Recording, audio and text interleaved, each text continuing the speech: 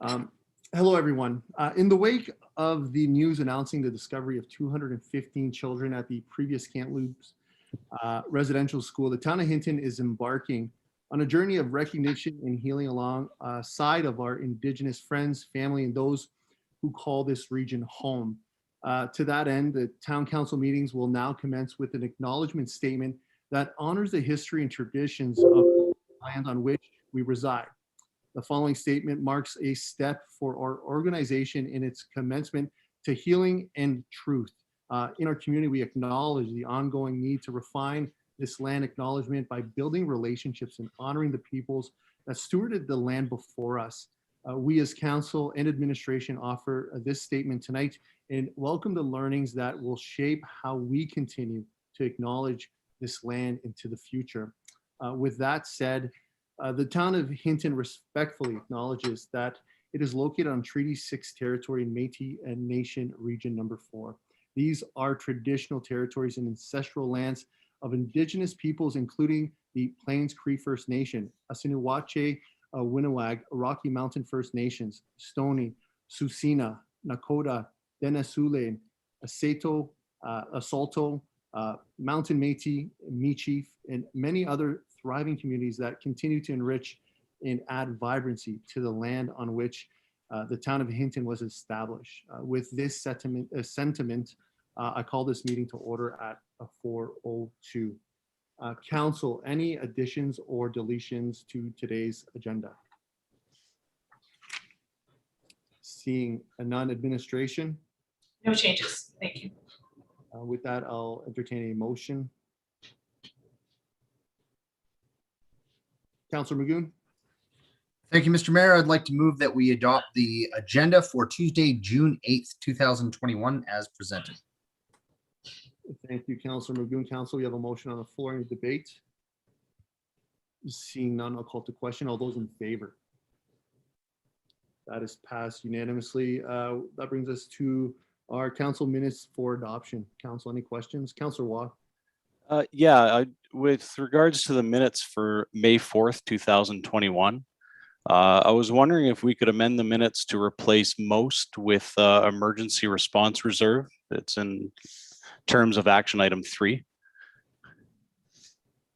like to offer that amendment.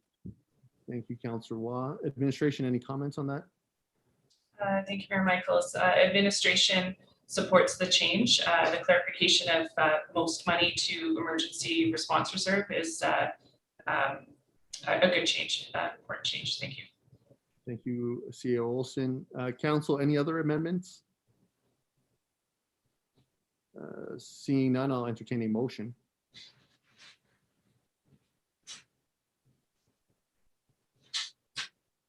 Councilor Hawes. I'd like to move that we accept regular meeting of council minutes May 4th, 2021 as amended. And standing committee of council minutes May 11th, 2021 and standing committee of council minutes May 18th, 2021. Thank you, Councilor Hawes. Council, we have a motion on the floor. Any debate? Seeing none, I'll call to question. All those in favor? That is also passed unanimously. That brings us to our citizens' minute with council. Ms. Anderson, are there any submissions today? There are no submissions today. Thank you, Ms. Anderson. That'll bring us to our delegation and presentation portion for this evening. And we have the Hinton Community Grant Funding Committee, presented by Jessica Hersey. Jessica, the floor is yours. Thanks, Marcel. Nice to see everyone tonight. It was lovely being on the grant committee again this session. I will share my screen with you so I can show you what I'm looking at here. So this was the 2021 spring intake. This session had requests of $39,335 from community organizations, but we only had $30,000 to give. So that definitely made it a little bit challenging. Let me just see here. Here we go. So on this committee was myself, Shirley Caputo, Jace Rush, Jalen Bertolin, and Ethan Yankee. So we had a diverse background of people with different experiences, which is always nice. It's always very interesting to have discussions about how we think best for the community to disperse this money. So for those of you who don't know, I'm sure all the counselors do, but anyone else watching, this community grant program is to help our not-for-profit organizations in their developmental stages, in early operations. And the goal is focusing kind of on attracting visitors, contributing to the local economy, and promoting volunteerism. And like I said, there was a lot more requests for money than there was money. So it was particularly challenging this time to have conversations about the goals of the grant and how to disperse it. So as our committee, our responsibility was to review all the applications that came in from the organizations. So the organizations filled out applications, we went through them, and then we ranked them based on certain criteria, which you'll see next. And then we made our recommendations based on the goals of the grant, as well as, you know, what's going to align for the vision of the town. And with COVID, it was even more challenging because, you know, everyone needs money and there's not enough money to give, but we have so many very valuable organizations. So we kind of had to triage our decision-making process a little bit, I think. And so this is our evaluation criteria. So obviously it's based on a needs assessment of the organization, a cost benefit analysis, a degree of how much help they need, a demonstration of a thorough project plan, which was outlined in the application itself, the number of people impacted, and the financial stability of the organization, and whether or not they have previously managed projects effectively. So that's kind of what we're basing our criteria on. And we did have 11 applications. Our group had a discussion regarding the amount of money asked for and the amount of money available. And we came to the conclusion that due to COVID, it's really important for our community to support those most vulnerable. So even though there are some really great organizations that have been getting increased usage and are fantastic organizations, we kind of lean towards supporting those organizations that protect and support those that are most vulnerable in our community. Because at the end of the day, yeah, it's nice to have fun things to do, but it's more important that people that need food have food. So that's kind of our thought process there. So with that being said, I will show you what we decided upon. This is our recommendation. And of course, as always, we don't know everything that council does. So based on the information that we have and what my previous comments were, this is what we decided would be a good use of the money. So the Pine Valley Seniors Lodge, they requested $8,600. We recommend $8,600. So this was interesting. As just a citizen at large, I was kind of surprised to find out that, you know, the government is building that whole giant, a beautiful Pine Valley, but they won't be providing any of the amenities. So like this craft room, there's a separate organization set up to provide kind of nice standard of living things for our seniors. So we thought that was very important. The Community Garden Society, they requested $3,200 and we recommend that. And this program looks amazing, not only because, you know, it's giving people a way to be involved in their growth of their own food. They also contribute a lot to the food bank, which at this time we feel is very important. And then we have the Good Companions Hall. They have been operating forever in Hinton, it seems. They've never gotten any money from the town, and they're struggling because they haven't been able to do anything. So we recommend giving them the full amount.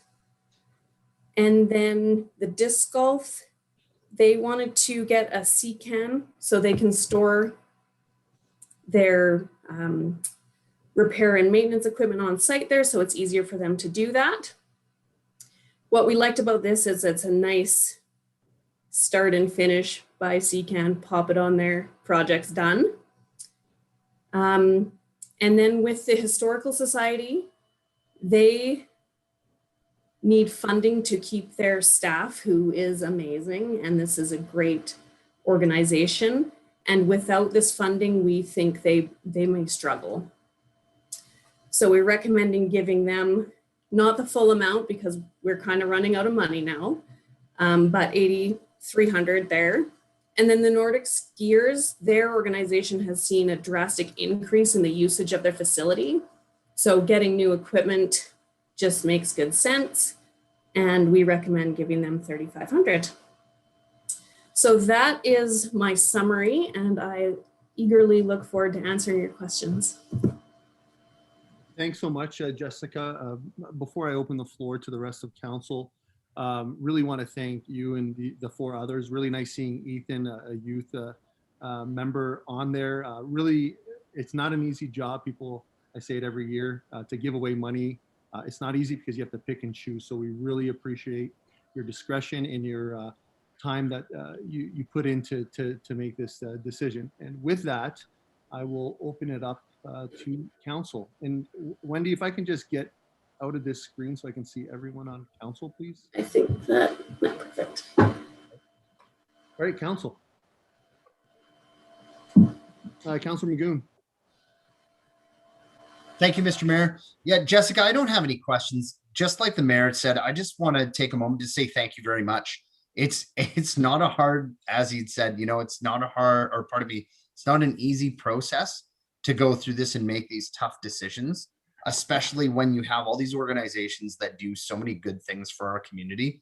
And I was just really excited to see the list of applicants for this intake. So thank you for taking time out of your schedules to sit down and deliberate this and walk through the process. Thanks. My pleasure. Thank you, Councilor Magoon. Council. Councilor Wong. Thank you, Mr. Chair. Jessica, I ask this just about every time that the community grant funding group comes forward. Any recommendations you have as a group from your deliberations that council should consider maybe for the fall intake or for coming years? Yeah, absolutely. So one of our previous recommendations was regarding the deadline and the clarity of the application. I think from the committee's perspective, it's so important to get the support that's available to write a good grant. So I know there is support from FCSS with your grant writing, and part of the challenge is that when you haven't written this grant before, it's hard to know exactly what to say to make it very clear to someone reading it. So the process is we read the applications and then we have 10 minutes to ask questions to people from the organization. So when the application isn't clear, it makes it hard for us to decide kind of the merit of the project.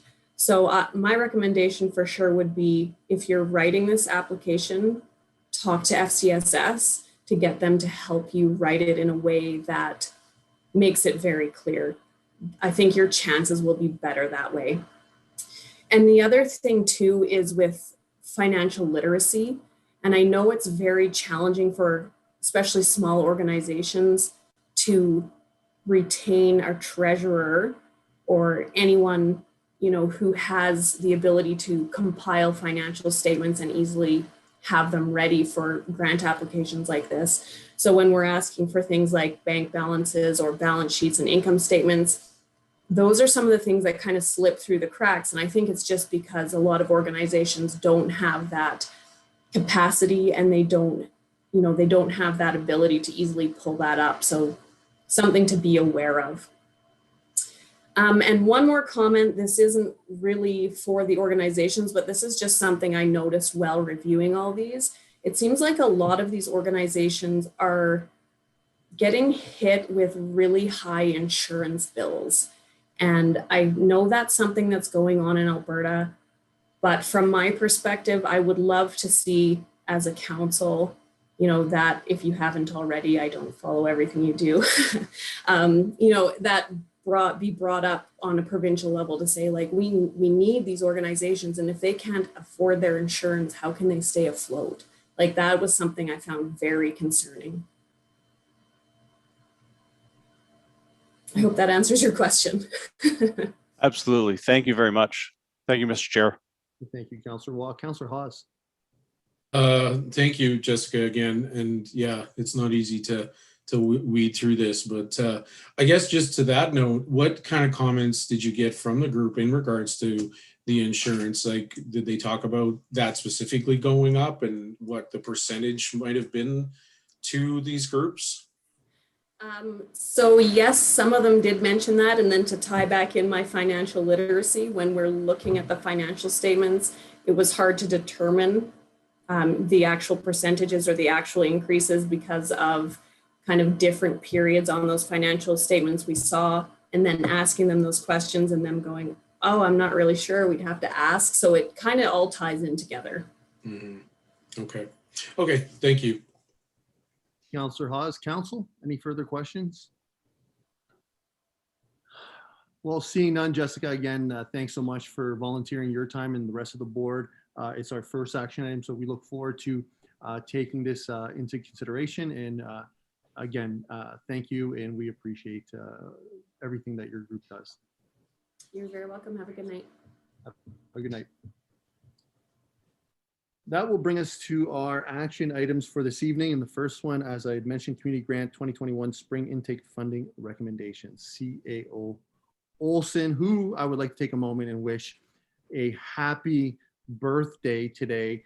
Still working on a day that I think everyone should never have to work, but we appreciate her diligence at her job. So with that, CAO Olson.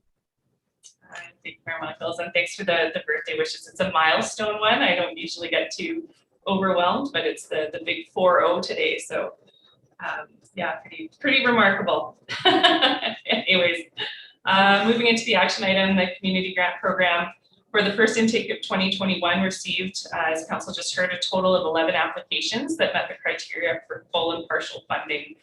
Council received those recommendations from the Hinton Grant Funding Advisory Committee a few moments ago, represented in attachment 1 within this report, to provide the approved intake amount of $30,000 to those recipients identified.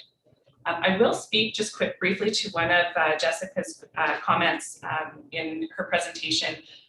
We do recognize the need for support in the preparation of these grant applications, and there was some previous support that was provided through that process. More support will be available for the second intake to groups that are interested with the hiring of our communications assistant, which will support both our internal and external grant applications. So there will be some additional support next time around, and just want to thank Jessica for bringing those things forward. It's important for us to be aware of how we can better support the process. Tonight, the recommended action is that council award the Community Grant Program 2021 Spring Intake as per the recommendation from the Hinton Grant Funding Advisory Committee. We'd be happy to answer any of council's questions on the process. Thank you. Thank you, CAO Olson. Council, what would we like to do with this? Councillor Hawes. Thank you, Mr. Mayor. I'd like to move the council award the Community Grant Program 2021 Spring Intake Funding as per the recommendation from the Hinton Grant Funding Advisory Committee, attachment 1, for a total of $30,000. And if I can speak to that. Yeah, I hearing from Jessica and the group, I mean, obviously this is trying times, but they, went through the criteria and, I think, did the best they could with the funds they had. It doesn't stop those organizations that were not successful to apply again in the fall.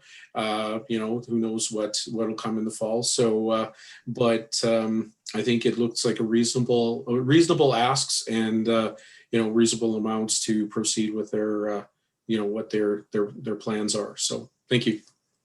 Thank you, Councillor Hawes. Council, we have a motion on the floor, and I have Councillor Waugh.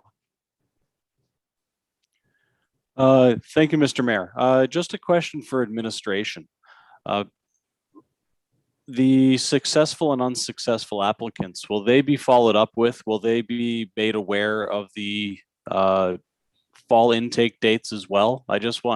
Just getting some of the feedback from Jessica was that as much time as possible leading into the intake would be beneficial to the to some of the community groups that are applying, especially for the first time. So I was just wondering what the communication looks like from the decision tonight.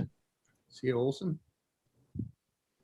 Thank you, Mayor Michaels. So absolutely the successful applicants as well as those that applied will be followed up with by administration with the results of tonight's decision.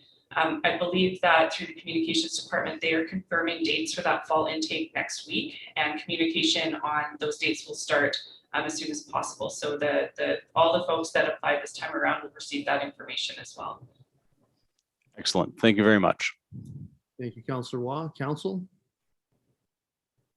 I'll be speaking in favor. I generally speak in favor of these anyways. I think that's why we have a committee in place. What I do want to add, and I really appreciated that Jessica mentioned that her and her group put a different lens on this. They looked at it at those who are most vulnerable in this time, because obviously this was created pre-COVID, right? So the criteria is a bit different. So to look through a lens that is appropriate in this time is much appreciated. So I do want to take a moment and acknowledge that. And with that, I'll definitely be strongly supporting this. Council, any other comments before I call this a question? Seeing none, I'll call it to question that council award the Community Grant Program 2021 Spring Intake Funding as per the recommendation from the Hinton Grant Funding Advisory Committee for a total of $30,000 as outlined in Attachment 1. Council, all those in favor? That's passed unanimously. Council, anything further for this item this evening? Seeing none, thank you, C. Olson. Thank you, Jessica, and your team. Much appreciated. That'll bring us to our second item for this evening, the 2020 Operating Surplus and Emergency Response Reserve, CAO Olson. Thank you, Mayor Michaels. This item is before council tonight in response to an outstanding motion to bring the 2020 surplus information from the February 2nd, 2021 report regarding the year-end financial statements to a regular council meeting for further discussion. As well, the report provides an update to information that council requested at the May 4th meeting on the remaining funds available in the Emergency Response Reserve for pandemic supports to the community. Included in the report are two high-level recommendations to council that move accumulated surplus funds to the Parks and Trails Reserve and further support the Emergency Response Reserve with the intention of having funds available as the impacts of 2021's COVID-19 financial impacts become clear. Any remaining surplus funds through the 2020 audit at that time can be allocated by council into the operating reserve for use on projects, plans, or any other initiatives determined by council at any time during 2021 or through the budget process for 2022. At this time, I will turn things over to Mr. Osmond to take council through a brief presentation that summarizes some of the information that council had requested. And prior to receiving council's question or any further direction from council, Mr. Osmond. Thank you very much. So I have prepared a brief PowerPoint presentation that I'll share with council this evening on the two topics that we're looking at. So to get started this evening, I'd like to talk a little bit about the Emergency Response Reserve. In addition to the 2020 annual surplus, council also authorized that $700,000 be transferred to the Emergency Response Reserve. Of that initial transfer of $700,000, There were a number of commitments made at the time of the transfer. The first was $500,000 for tax stabilization in the years of 2021 to 2023. There was also an amount set aside in the budget that included approximately $105,000 for the business resiliency program, the recreation rate subsidy, which currently has a commitment of about $11,000. Although it should be noted that because of the continued closure of the facility until very recently, it is approximated that approximately 6,000 of that commitment will be able to be returned to the reserve. There is also a Chamber of Commerce request for $31,000 previously approved by council. There was at the time a flower basket program. This was eliminated in the budget, and so the commitment is no longer there, although it was in the original presentation. So with the commitments as they stand right now, the unallocated funds within the reserve total approximately $53,000. As we proceed through these projects, if there are projects that finish under what has been allocated to them, those funds could be returned. But with the current funding allocated to the reserve, it's $53,000 that's sitting there. So when we talk about the operating surplus, the 2020 financial year end is still underway.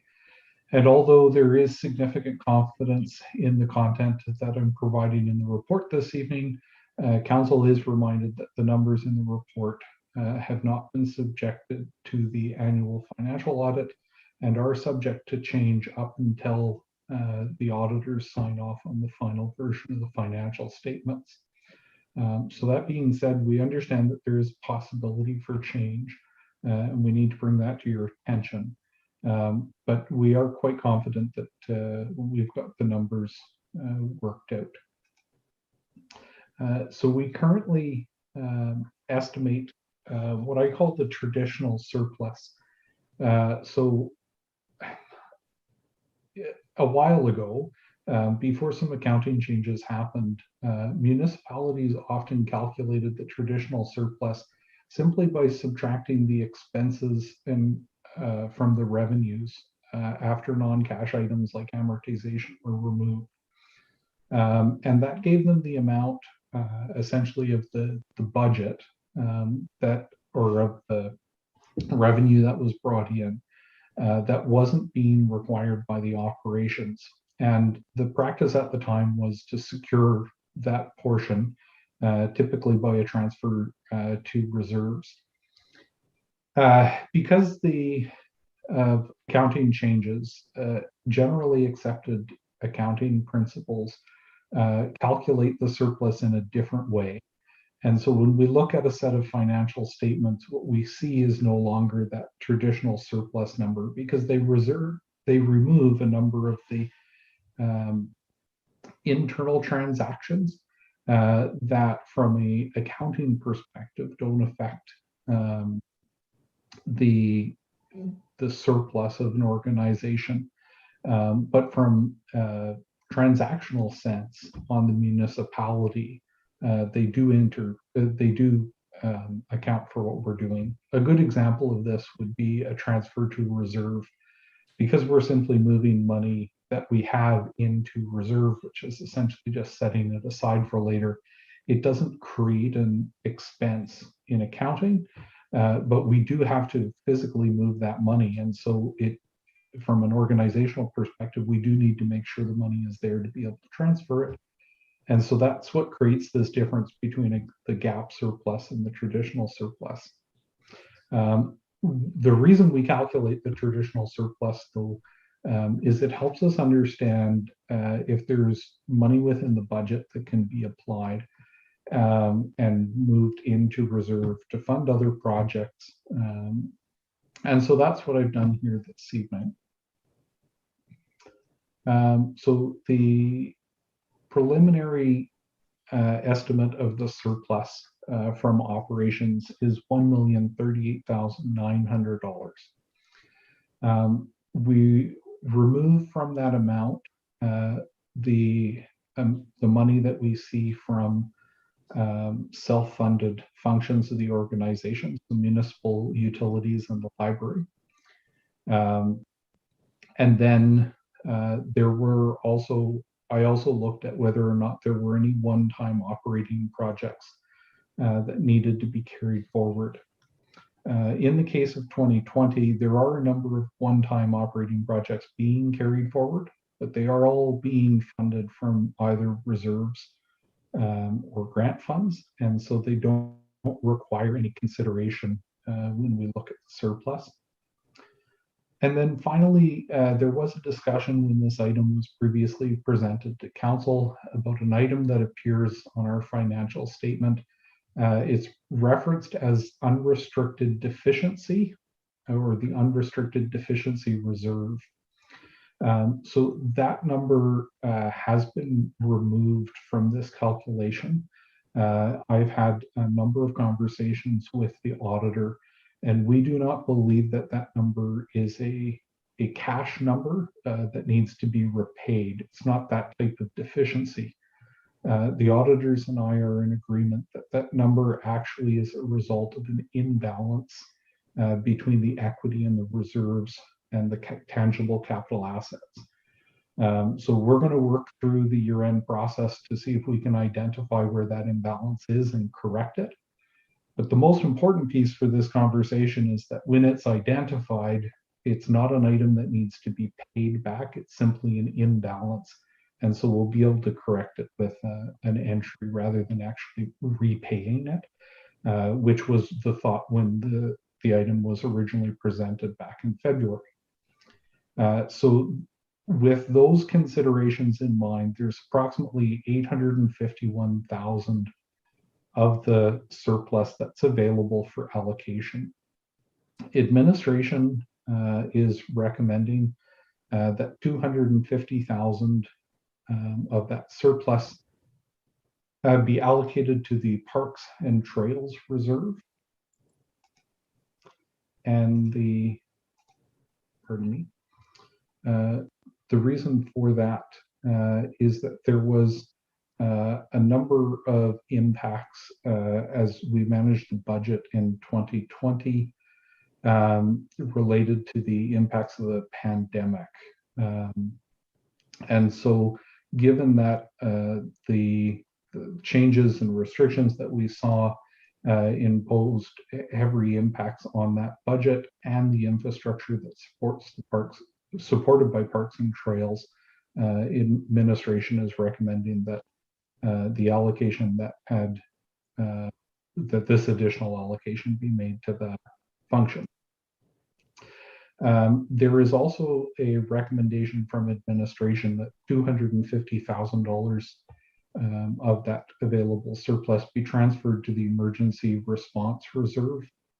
We know that there have continued to be direct costs to responding to COVID-19, the global pandemic through 2021, and administration would like to be sure that there are funds set aside to meet those expenses.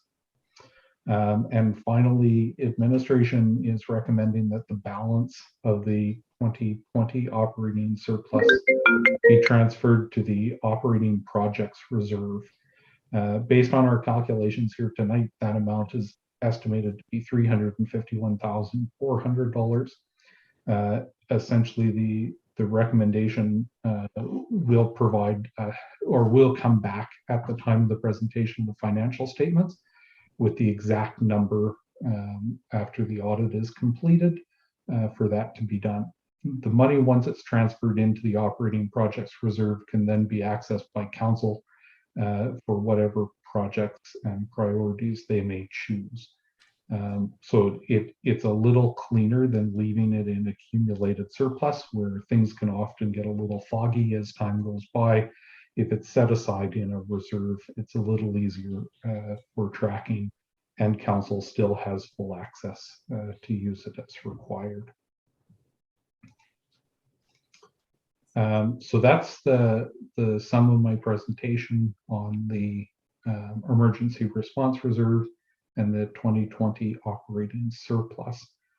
Certainly, if there are any questions, I'd be happy to help you out with them. And if not, we do have a couple of recommendations for those first two reserve transfers this evening. Thank you, Mr. Osmond and CAO Olson. With that, I'll open the floor. Councillor Race.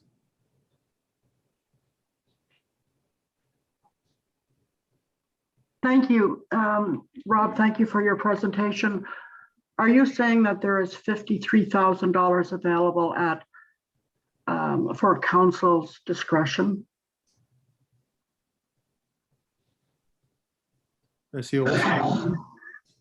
Yeah, Mr. Osmond, please go ahead. Thank you to Councillor Race through the chair.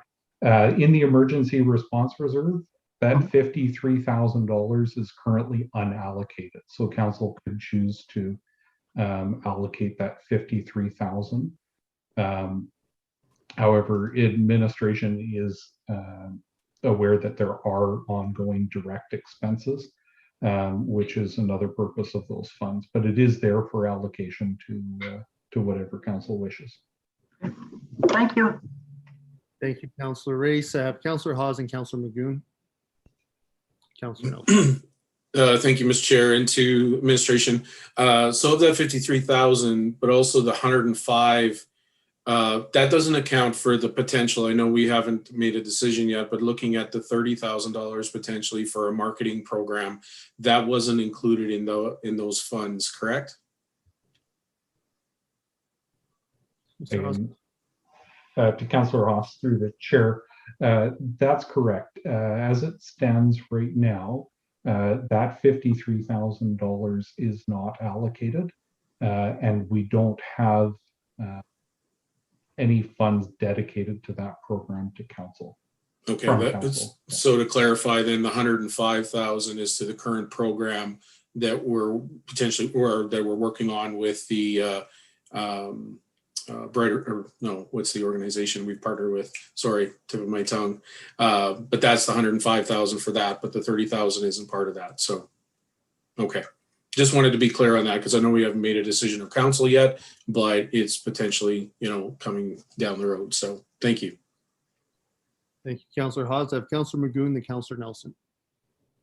Thank you, Mr. Mayor. Yeah, my question for administration really revolves around the policy and who can access the operating projects reserve. I mean, I heard from Mr. Osmond that certainly council can, but if that $351,000 was placed into that reserve, what's the criteria for accessing it beyond council? So again, if I'm a citizen who's watching this presentation, who else has access to it? Does administration have access to it? Can they recommend to council access to that fund? Or is it essentially, something that can be dipped into without going through what was part of our budgetary process earlier in the year? Those are some of my questions there. Mr. Osmond. To Councillor Magoon through the chair. So it is the same for all of the reserves.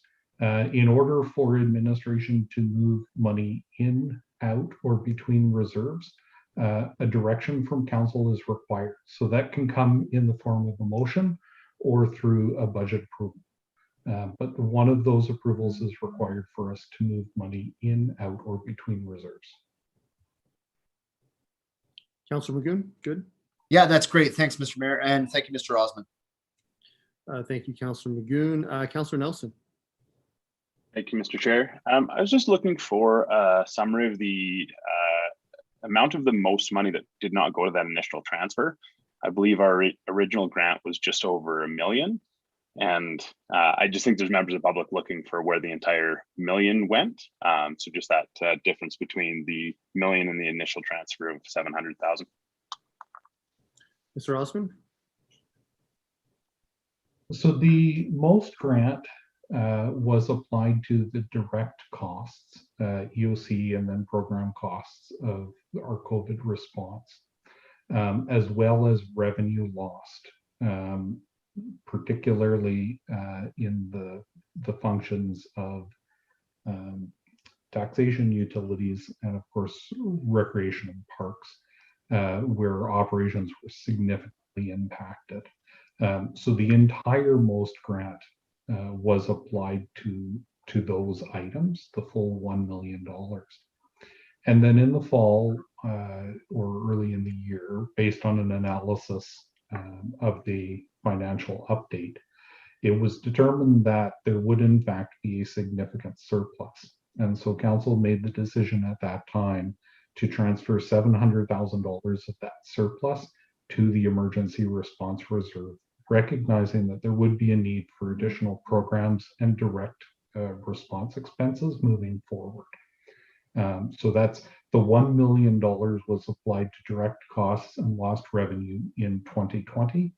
And then the surplus that we had a portion of at $700,000, council directed be transferred into the reserve.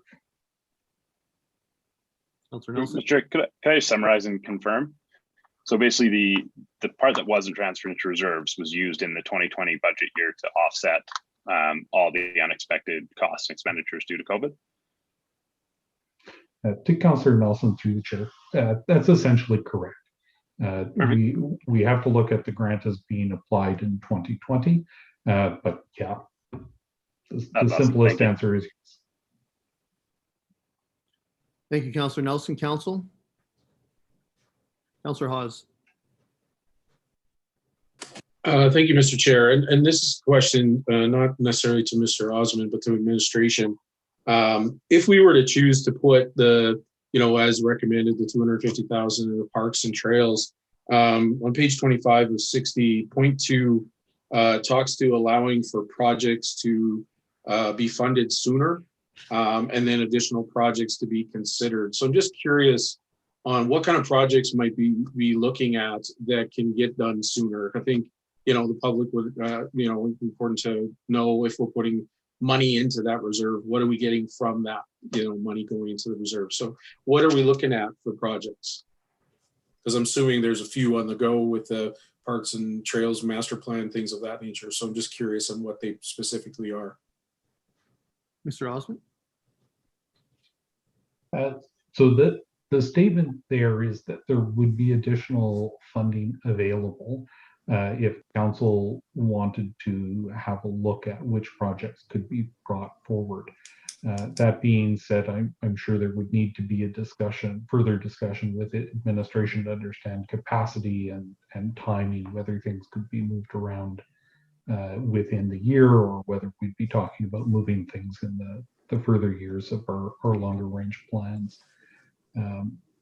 But I don't know that there are any specific projects contemplated in that statement, but ultimately the decision would be council's. Okay, so it'd still be talked about in the capital or budget, whatever, but looking at what projects and what we potentially could move forward with these monies. So, okay. All right, thank you. Thank you, Councillor Hawes. Council? I have one question, I guess, for, it might be more for CAO Olson. Through this process, high level, I think I like the allocation of where these funds go. But one topic that remains, sort of not worked through, at least from my perspective, is like tax penalties from 2020. So ideally, with the three categories in front of us, I know there's motions or recommendations for two of them, which is Parks and Trails and Emergency Response. The other one's Operating Project Reserve. Hypothetically, if there's an appetite from council to allocate some funds for looking at offsetting maybe some of the tax penalties in 2020, what would be the ideal reserve from at least administration's perspective to allocate funds from that? Would it be from one of these, or would that stem from somewhere else not pertaining to this report today? Thank you, Mayor Michaels. So in moving the the leftover funds through the audit process of approximately 351,000, council could determine a project that could be funded from that reserve. It's an operating reserve and would be available to council for projects or initiatives that they determine what through 2021 or beyond. So if council wished to entertain a project or an initiative or a change to allow for the relief of tax penalties for 2020, that is something that could be considered and direction could be provided to administration. There may be some work involved. I couldn't commit to a timeline, but I would also wish to bring forward to council that information of perhaps how many people would be affected. A high level information just on a total number of people and maybe a total dollar amount at this point. So a little bit of work needed in order to bring something forward to council if that's what council wishes to do. As well, there could be, depending on the amount that council's looking to allocate to a program like that, the opportunity to utilize the money that's in the emergency response reserve now. There's the discussion item with council next week on the collaborative marketing program, or my apologies, the community marketing program. As well, there would be remaining dollars that could be allocated, at least to a percentage of what the tax penalties are for 2020. So I guess long story short, there's those two avenues for council to direct administration to put together a program that would achieve that. Thank you very much for that response, CA Olson. So I guess in a nutshell, a report on 2020 tax penalty relief would be what we would have to potentially do to give administration the time to bring that info to council. Is that sort of fair? Thank you, Mayor Michaels. That is correct. Okay, thank you for that. With that, Councillor Magoon. Yes, thank you, Mr. Mayor. Really, this is for either council or administration. I mean, essentially what we're looking at is, a preliminary unaudited surplus of, $1 million.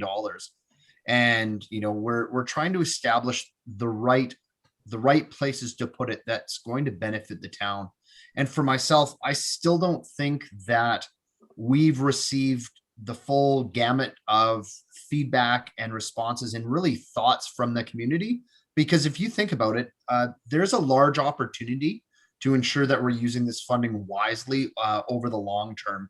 I think we have to be careful that we're not looking at this as something that we can spend on, shiny objects, and that's not a slam to anyone. It's just, we have a real opportunity to spend or save this money wisely.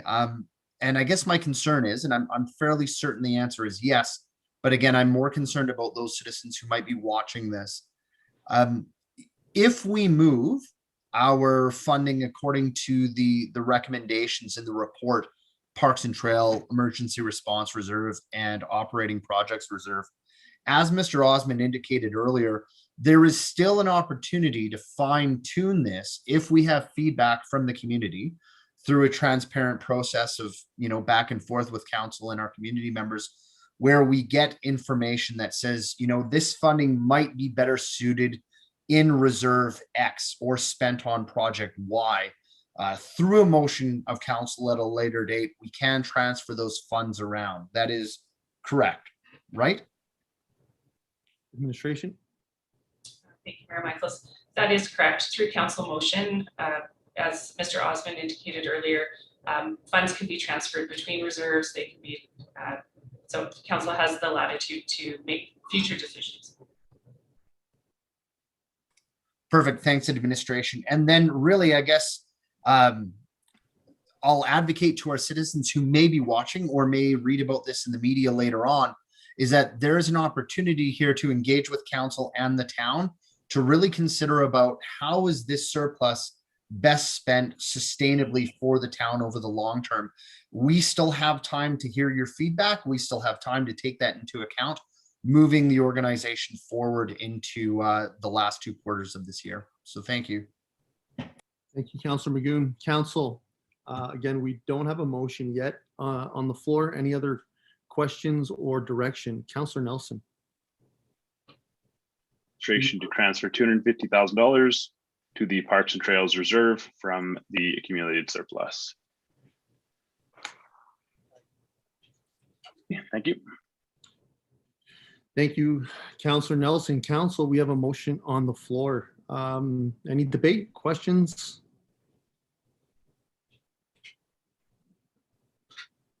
I'll just give Ms. Anderson a moment to put it in the chat.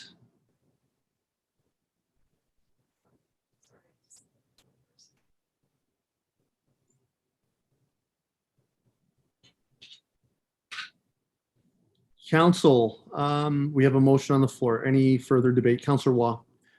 If I could, Mr. Mayor, just before we call it to question, if there's an opportunity to put it up on the board as well, only because the public doesn't have the opportunity to see the full wording in the chat.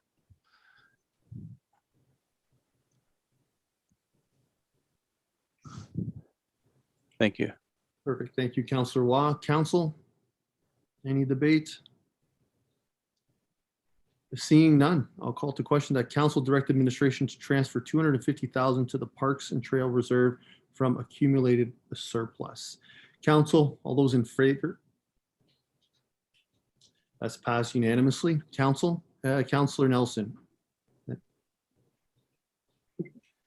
The council direct administration to transfer $250,000 to the Recreation Center Construction Reserve from the accumulated surplus.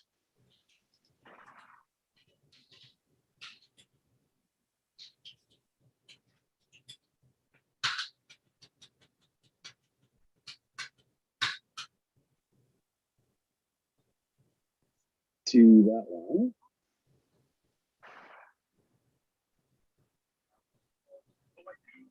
An emergency response reserve is a good place for it to go. We've already put $200,000 to offset operations for 2021 and 22, and another $100,000 to offset in 2023. Those were motions that were made December 15th as part of the budget process. I think if it goes into the rec center reserve and we do need it for something, it can certainly be pulled out and transferred from there, but it'll take some political will and some intention behind it in order to do so. And I think it ensures that if it isn't needed for something, we're continuing to fund a project that we know we're going to have to undertake in the coming years.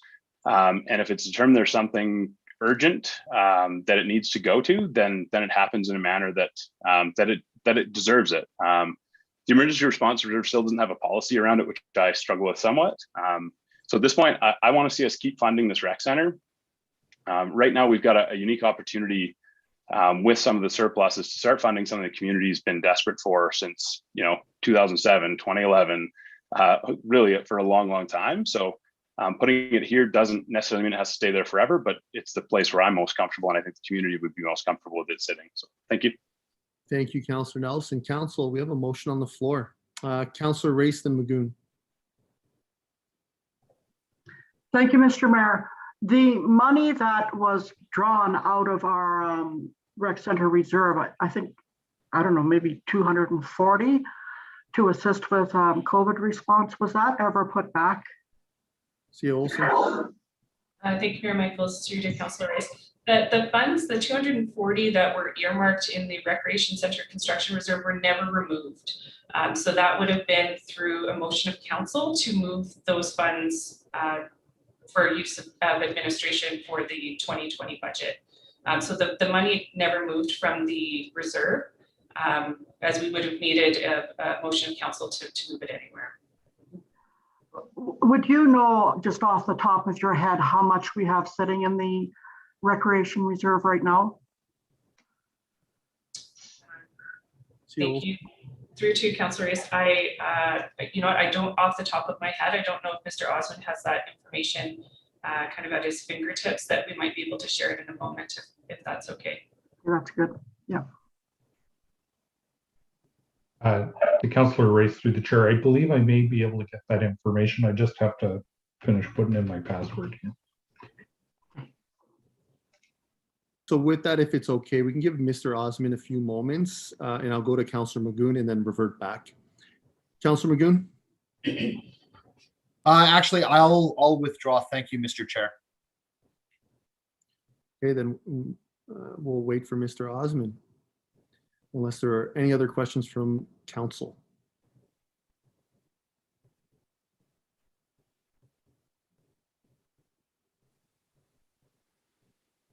Councillor Waugh.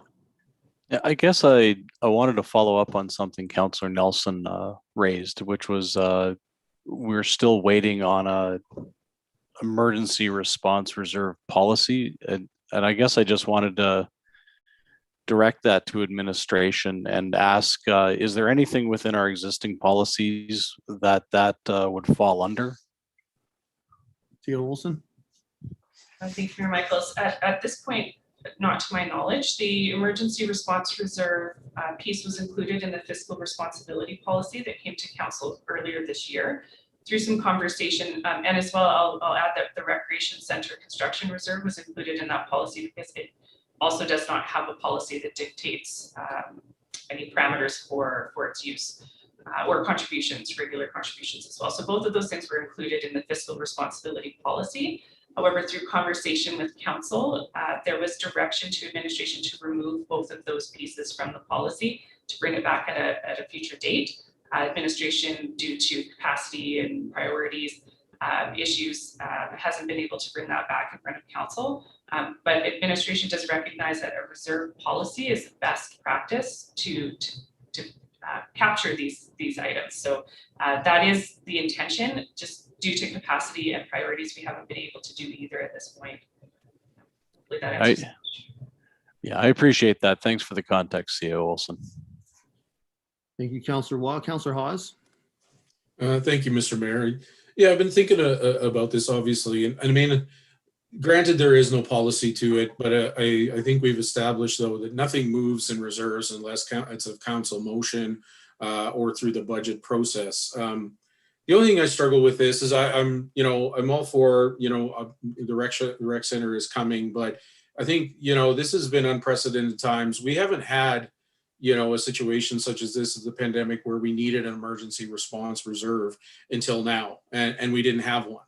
And I struggle with the fact that, should we have, and I've heard administration speak to this previously, that best practice, other municipalities, have emergency reserve, in their pocket for just in case. And I guess that's where I'm at right now, is we've had to, granted, we didn't use it, from the recreation reserve, as CEO Olson mentioned. However, if we weren't successful in receiving that grant, there is that potential or possibility we might have had to, which then would have taken away from that reserve. Where if we have this 250,000 or whatever we choose to, have that in that reserve for emergencies, I think it gives us that cushion. We don't know what comes next. I mean,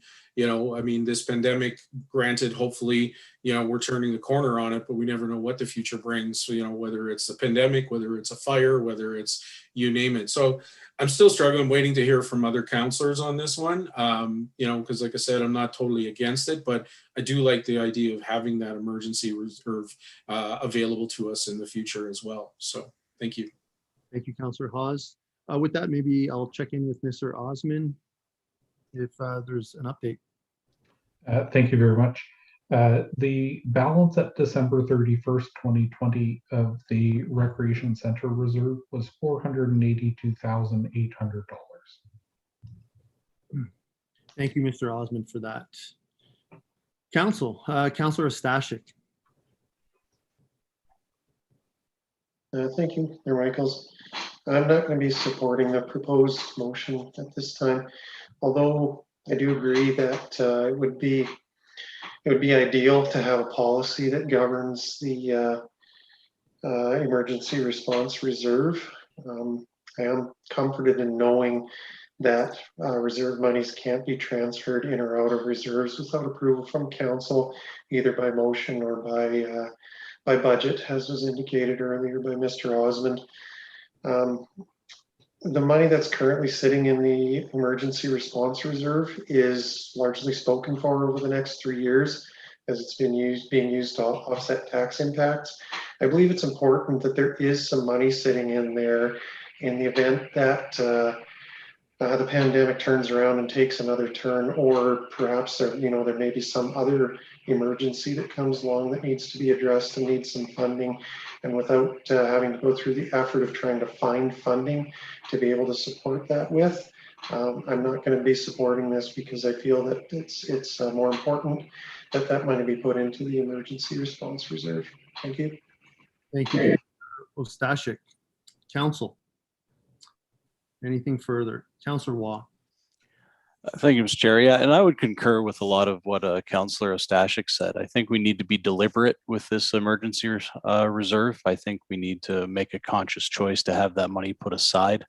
With that said, when the audit comes back to us later this year, there is an operating projects reserve of $351,000. And if it's the appetite of council to put more towards the recreation center construction reserve at that point, then I think I would look favorably upon it then. But right now, I like the recommended actions that administration has brought before us. And I would rather see the $250,000 put towards the emergency response reserve at this time. Thank you. Thank you, Councillor Waugh. Councillor Magoon. Yeah, thank you, Your Worship. I'm going to speak in favor of Councillor Nelson's motion. Either way, it's going to take a motion of council to move around any fundings from a specified reserve. But in this case, I would like to see this funding go into the rec center reserve first, because I think it's a lot easier to put it in there, and then if need be for an emergency response, over the next 12 months, to remove it from that specified reserve. However, politically, I'm concerned, especially, moving later into the year, that if it goes into the emergency response reserve, it's not going to make its way over into the rec center reserve. And in this case, I think it's much, I guess I'm much more hopeful that it will serve a purpose, making the case for the community that, future additions or upgrades to the rec center or possibly new builds can be sustainably funded, especially if this council has made some very deliberate decisions to put that funding in there. Hard choices for sure, but has made those hard choices over its term. And again, certainly has done so more than other past councils, but it requires us to make those tough choices. So I will be supporting this moving forward. Thank you. Thank you, Councillor Magoon. Councillor Race. Thank you, Mr. Mayor. I too will support this motion. As far as I know, we are the first council in 20 plus years who has established a fund for the recreation center. We're the council saying that we are serious about this, and I would like to see this money continue to go to the recreation center reserve. This $250,000 will put us over $700,000 into that reserve. And just like Councillor Magoon said, should that money be needed elsewhere, we're a good council. Motion from council, that money can be distributed elsewhere. So I will totally support this motion. Thank you. Thank you, Councillor Race. Council. For myself, in hearing all of council, I'll be voting against this motion. I think we can do this, as Councillor Waugh said, at a later date. I think we have an opportunity to do this. I do see the political play here. Absolutely. I understand it's good to build up the reserve of the rec center, but we have that ability. I just don't see the need to do this today, especially when our emergency response could use this. And COVID isn't done. We don't know what the next 12 months looks like. I could easily support something of this nature in another way in the future. To me, this is just checking our savings account, and then there's still judge, jury, and executioner later to decide where these monies go. So this isn't a paramount decision today. So I think it's a good motion in general. At first, I liked it. But I just don't see the need to do this today. And let's really get through this. Stack our emergency response reserve and have a longer, more holistic conversation on the 250,000 and the other 30 million it'll take to build a rec center. To me, I'm kind of looking at it this way. So I like it, but I just don't see the need to do so today. Council, anything further before I call this to question? Seeing none, I'll call to question that council direct administration to transfer $250,000 to the Recreation Center Construction Reserve from accumulated surplus. Council, all those in favor? All those opposed? That is defeated 3-4, 4-3. Council. Councilor Magoon. Thank you, Your Worship. I would like to make a motion that council, sorry, I just need to go up to my motions list up here. That council direct administration to transfer $250,000 to the Emergency Response Reserve from accumulated surplus. Thank you, Councilor Magoon. Council, we have a motion on the floor. Councilor Nelson. The wording between this and the policy that came to us some time ago and will be coming back again. So this is a emergency response reserve. In our policy, the reserve was called the Emerging Issues Reserve. Do we know what it's going to be moving forward? Theo Olson. Thank you, Mayor Michaels. Within the fiscal responsibility policy, there was a request for a name change at that time. Don't believe that motion was made.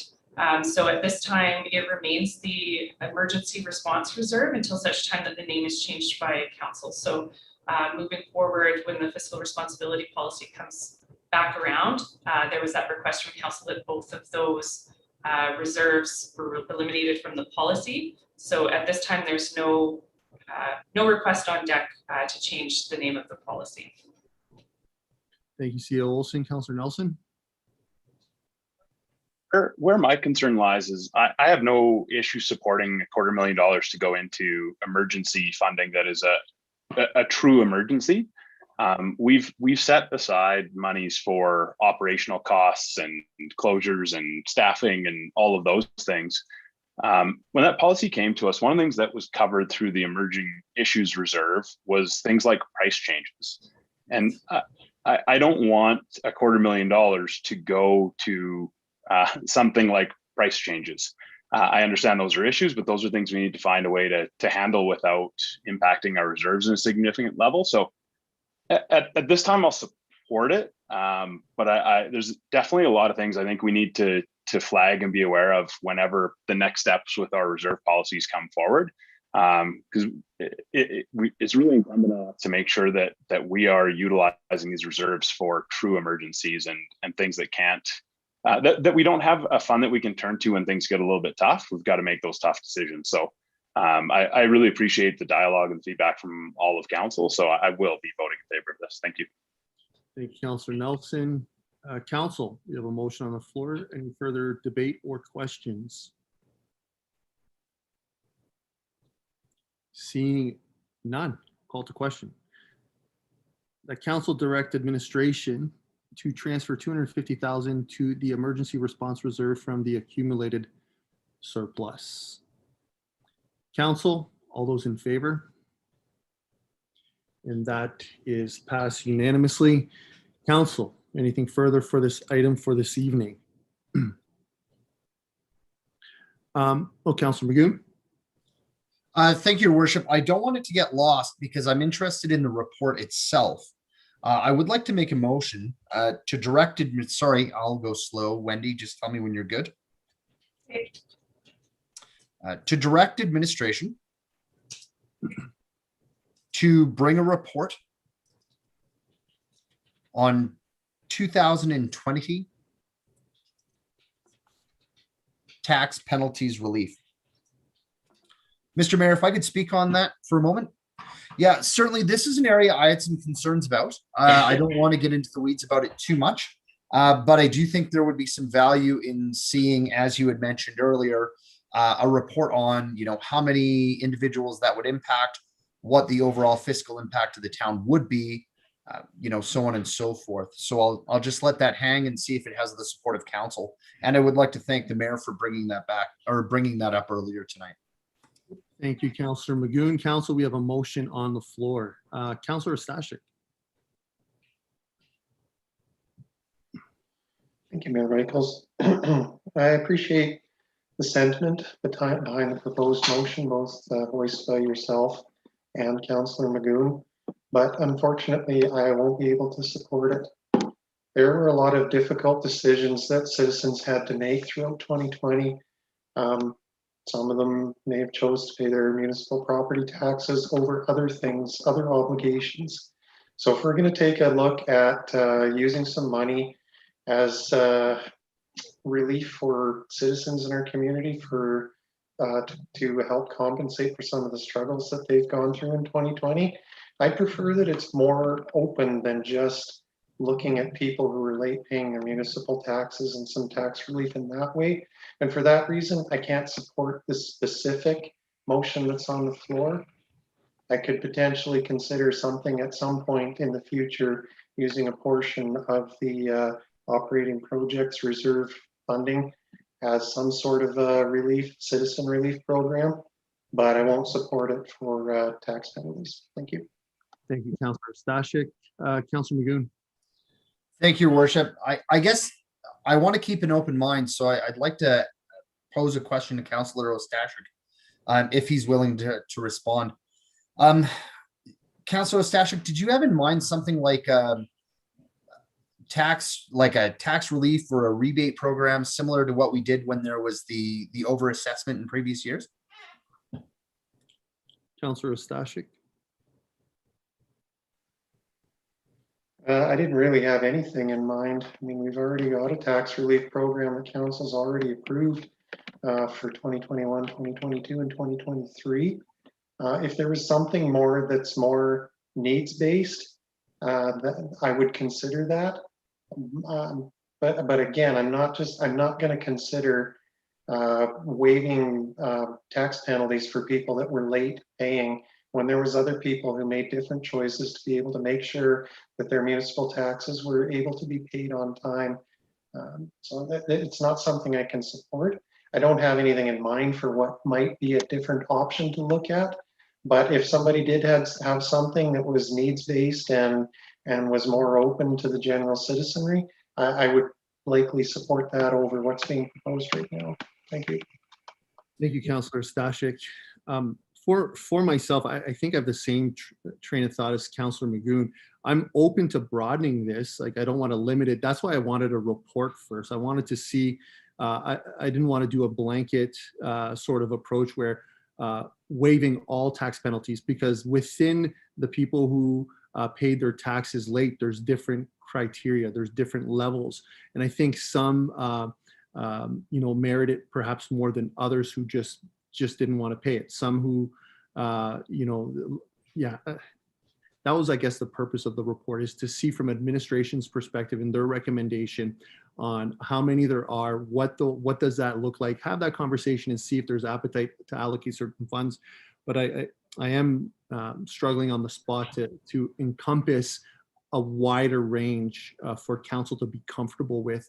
But for me, I'm still searching for something because I get many citizens who have paid these penalties, and it's like, what can council do? So whether it's this motion or something else, what does that conversation look like in the next 2-3 months? And if we don't pass anything, well, we won't do anything, right? So that's my struggle. So perhaps this isn't perfect, and I know I had said it, and Councillor Magoon put that forward, but I hope we can find something. I think I saw the hand of Councillor Race. No? Oh, Councillor Magoon. Yeah, and I'm still planning on going forward and supporting the motion that's on the floor, Your Worship. And primarily for me, some of the biggest evidence that says this needs to be at least a discussion and report back to council is that I've seen in the past couple of years, several different examples where I think the town of Hinton can and should do a better job communicating with citizens around late tax penalties. Again, I'm not trying to be overly critical. I just think if we as an organization are trying to look at how do we best deliver our services to our citizens, I think there's opportunities for growth to be positive. And because of that, I think part of us, should involve looking at that process and seeing what we can do for our citizens. And the start of that, as you mentioned, is a report. It doesn't indicate whether we are or are not going to engage in a certain course of action, but it gives us some details and some numbers to crunch to make good decisions moving forward. So thank you. Thank you, Councillor Magoon. And with that, sorry, the hand I did see up momentarily was CAO Olson, and then I'll go to Councillor Stashik. Mayor Michaels, just a suggestion, I suppose. Part of the work plan for administration for this year was actually to take a look at the tax rate bylaw, and in particular those penalties and how they're applied.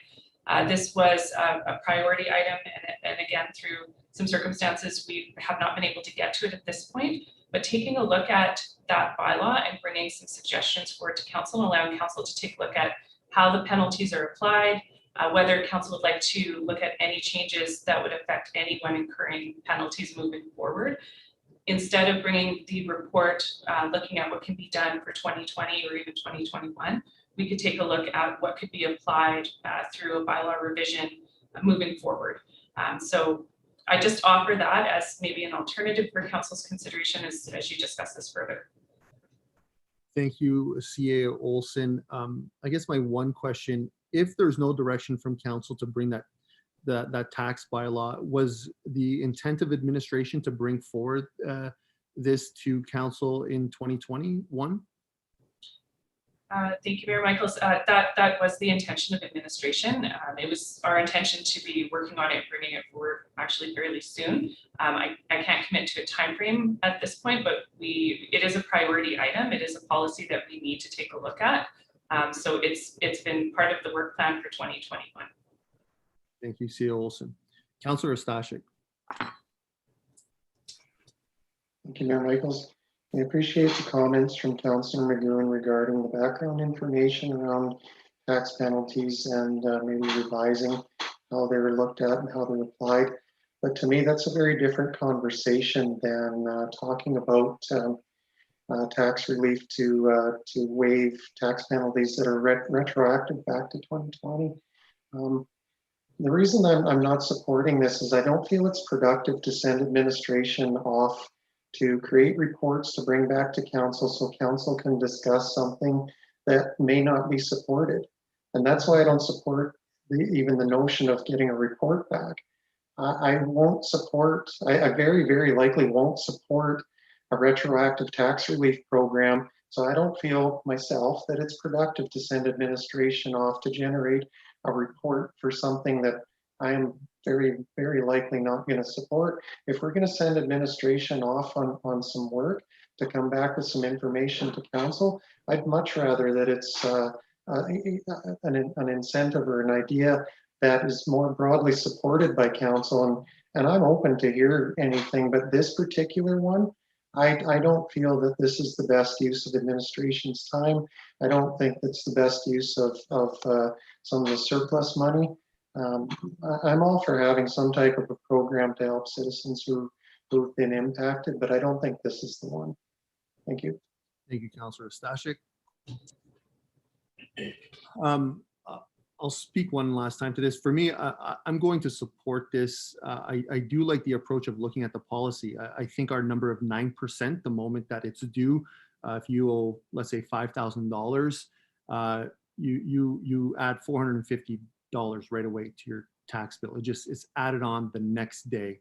Other communities in our region are 6%, and like CAO Olson said, that's tied to the policy. So I already think there's an opportunity to look at that policy, but 2020 was a unique year. I do believe that it's worth, albeit we could do that for many things, but people, if we find out that 3 times more people didn't pay their taxes in 2020 compared to other years, that leads me to believe that there was a gap, there was something missing.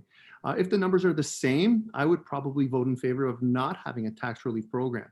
But to me, the numbers that state, if they do demonstrate that this was a unique year and it's like there's a certain percentage of people unusually not paying their taxes on time and getting these hefty 9% increases immediately, I'd like to waive those. That's the idea. So I don't know what those numbers are. Again, like I said, I'm saying it here. If it's the same and there's no increase, I would lean towards no increase. But if it's 250% increase, I would like to spend some time looking at them in giving some type of relief. But that's my perspective on that. Council, anything further? Oh, Councillor Nelson. Maybe you want to support it more and support it less simultaneously. To me, to go back to 2020 and pull a report that shows, how many people and the average tax penalty that people paid, to me is probably a pretty quick process for administration. There's software that should make that relatively easy to extract. But if we're now going back to compare year over year over year, that changes it a little bit as far as what I think it would take. So if administration's going back 5, 6, 7 years, that's different than the motion that's on the floor and different than how I interpret it. I do like the concept of this. I think it could help us inform how we handle that bylaw, and that data could be valuable, even if we don't end up doing anything with it. I do see value in understanding that, but I would appreciate clarification from either the mover or the chair on what administration's expectation is and what they would actually be bringing back in that report. Thank you, Councillor Nelson. Council? Councillor Magoon? Yeah, just in response to Councillor Nelson, no, I'm not looking at something that's overly comprehensive or is looking to eat up a bunch of time on administration's part. And I absolutely agree, Councillor Nelson, with a number of things that you had just mentioned in your previous statement. So thank you. Thank you, Councillor Magoon. Council, any further debate or questions? Councillor Race.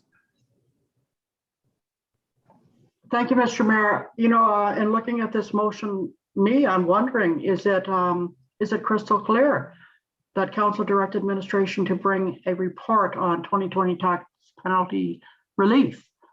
Is it a report saying what relief might be available for these people or what options are available? I'm just wondering, is this crystal clear to admin what this motion speaks to? Thank you. Councillor Ray Olson. Thank you, Mayor Michaels. Through what's been deduced from the conversation tonight, I guess I'm not clear on whether a relief program was looked to, or whether it was just the information from 2020 that council was looking, as well as a comparison from years previous. So that was, I guess, a little bit of confusion. Perhaps on the way that it's worded, taking from the conversation that's happened, it sounds like council's expecting just that information and not a program that's put together and ready to roll out, which I would suggest to council, looking at the time frame for this to come forward. We're in the middle of audit, and audit wraps up and comes to council in August. We need to continue with the audit, so that is the priority. We wouldn't likely be able to bring this until late August or early September for council's consideration. So I would put that. I haven't checked with the team exactly, but there's a lot of work to get us through audit still, as well as some commitments on reports from finance to council over the next couple of meetings. Thank you, CEO Olson. Councillor Race, or follow up? Well, just as long as administration is aware of exactly what this motion is requesting, I'm fine. Thank you, Councillor Race. Have Councillor Magoon, then Councillor Stashik. I'm good. I withdraw. Thank you. Councillor Stashik, please. Thank you, Mayor Michaels. I just want to assure the rest of council, I believe this is valuable information to have, and it's certainly something to consider. Whether the tax penalties that are applied to our citizens are fair or not. But I'd prefer to do that by having a holistic conversation and have this information be a part of the conversation when we're talking about the tax bylaw, and that we make changes moving forward. So the changes are known ahead of time, that citizens can then use that. They're well aware of what's going to happen if they're late with their penalties, or sorry, late with their taxes. They know what the penalties are, and not something that's applied retroactively. I'd rather look forward and be able to use this information to make informed decisions down the road regarding how our tax penalty or how our tax bylaw may be amended in the future to be more fair or more considerate of special circumstances. So again, I still won't be supporting the motion that's as worded that's before us. Thanks. Thank you, Councillor Stashik. Council, I had Mr. Osmond, you had your hand up. I did. Thank you very much, Mayor Michaels. I was just hoping that I could ask for a little bit of clarification on the request.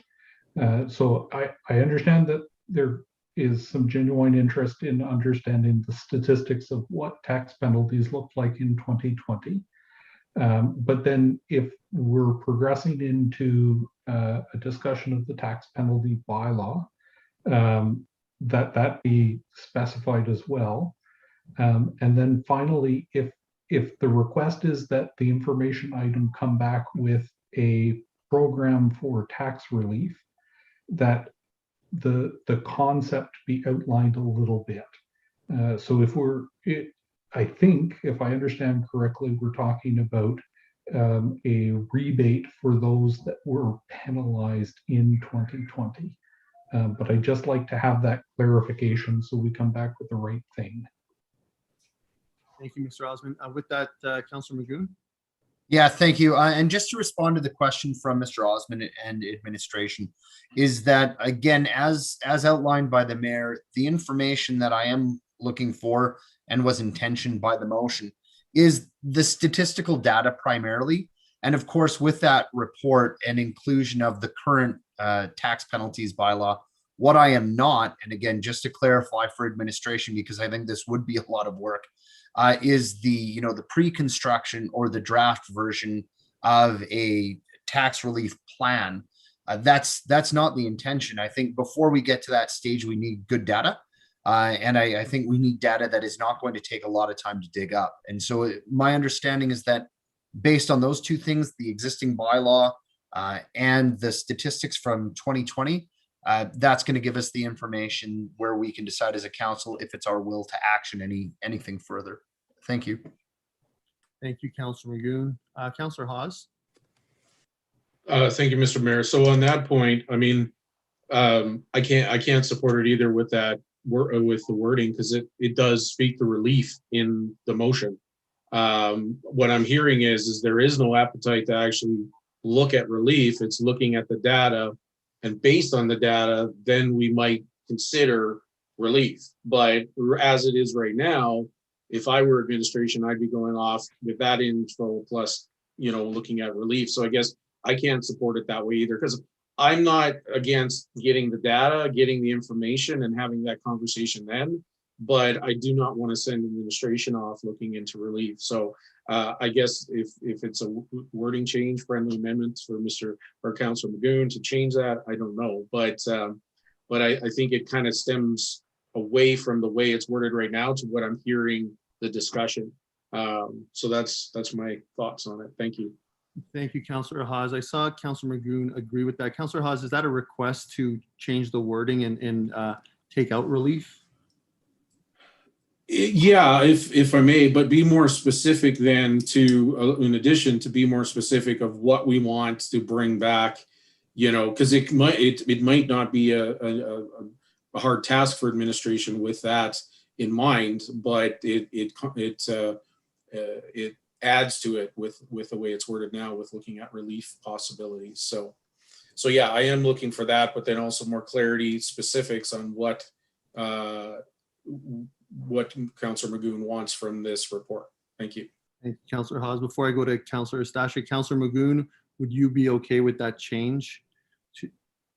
Yeah, just to respond to that, absolutely. I'm very open to a friendly amendment to, if another councillor, because I can't amend my own, wanted to, seek the dropping of the word relief and the inclusion of terms like, 2020 tax penalty statistics. I would be very favorable to that. Thank you, Councillor Magoon. Councillor Stashik, Thank you, Mayor Michaels. I would actually like to defer and let this comment from Councillor Hawes move to its conclusion before I make my comment. I do still want to comment. I'd get put back in queue, and I'd prefer if the proposed motion is going to get wordsmithed, that happen first before I make any additional comments. thank you, Councillor Stashik. Councillor Hawes, Yeah, so with a friendlier amendment to, if I can, sorry, bring up on the chat here, to remove the word relief, and that council direct administration to bring a report on 2020 tax report on, I guess, statistics on 2020 tax penalties.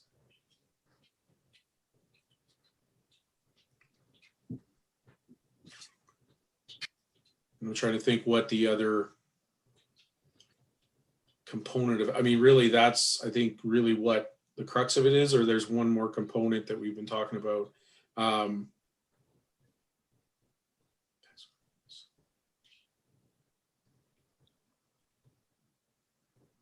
Yeah, Councilor McGoon, if you can jog my memory there, lots of things going through my head. Councillor Magoon. Yeah, the other item as part of the report would simply be the current tax penalties bylaw, which is The bylaw, yeah. yeah, a matter of pulling it for the report. Yeah, I guess, I mean, I know the administration is working on it, but I guess knowing what the bylaw looks like right now and how it impacts the penalties currently. So, yeah, thank you. To remove the word. Councillor Magoon, are you okay with the change? Yeah, absolutely, Your Worship. Thank you. Tax penalties. Sure. Councillor Nelson, sorry, you cut out there. Is that this strengthens the original motion? I think it weakens the original motion and changes it. And I believe a friendly amendment has to actually strengthen the motion. And with this change, to me, it's changed the entire conversation to leading this point.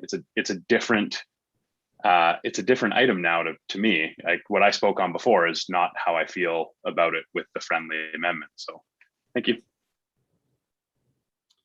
CAO Olson, any administrative input on Councillor Nelson's administrative input on the friendly amendment portion? Thanks, Mayor Michaels. Ms. Randall? I think for the friendly amendment, if you just leave that remove relief and replace it with just statistics, and then new motion should be like address the 2020 tax penalty bylaw, because it is two different things to that.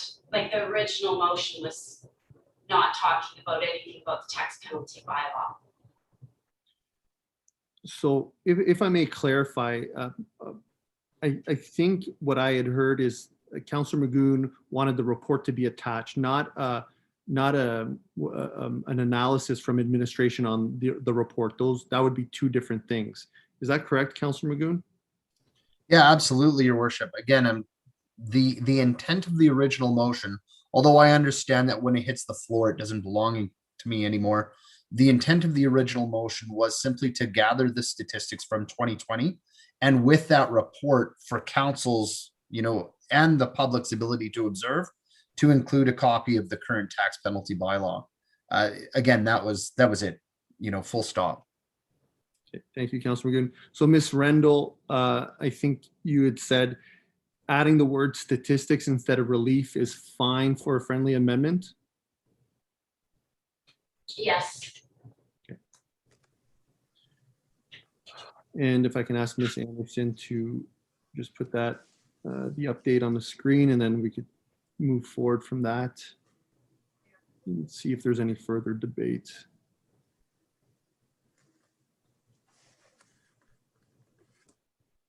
Councillor Magoon? Yeah, Mr. Chair, just out of respect for our colleague who has dissented over the, the differing versions, again, because the motion doesn't belong to me when it hits the floor anymore, and Councillor Nelson has indicated that he feels different about it. it's very easy for us to vote on this as simply a proposed amendment. Of course, friendly amendments they're easy, but also is voting on a potential amendment. So again, just out of respect for Councilor Nelson, because he did support the initial and feels differently now, my personal request to the chair is that we would just vote on this as an amendment. So Councilor Magoon, are you denying the request for a friendly amendment? Yeah, if it's still an option, again, out of respect for our colleague who's indicated that he does feel different about it, it's easy to vote on it. I would just prefer that we vote. Councilor Hawes. Well, and I don't want to complicate things, but then it's not a friendly amendment. So I have to make, if I want it to be amended, I have to make it an official amendment. Then it's voted on and then proceed, correct? So if I may, we've got like our legislative assistant has said this is a friendly amendment. That is not our position, none of us on council. So this falls under a friendly amendment. So I'll go back to Councilor Magoon. Would you like this to be a friendly amendment? It's obviously your prerogative to accept it or not accept a friendly amendment. And then we'll move on. If Councilor Hawes, based on your decision, wants to do something else, then so be it. Councilor Magoon.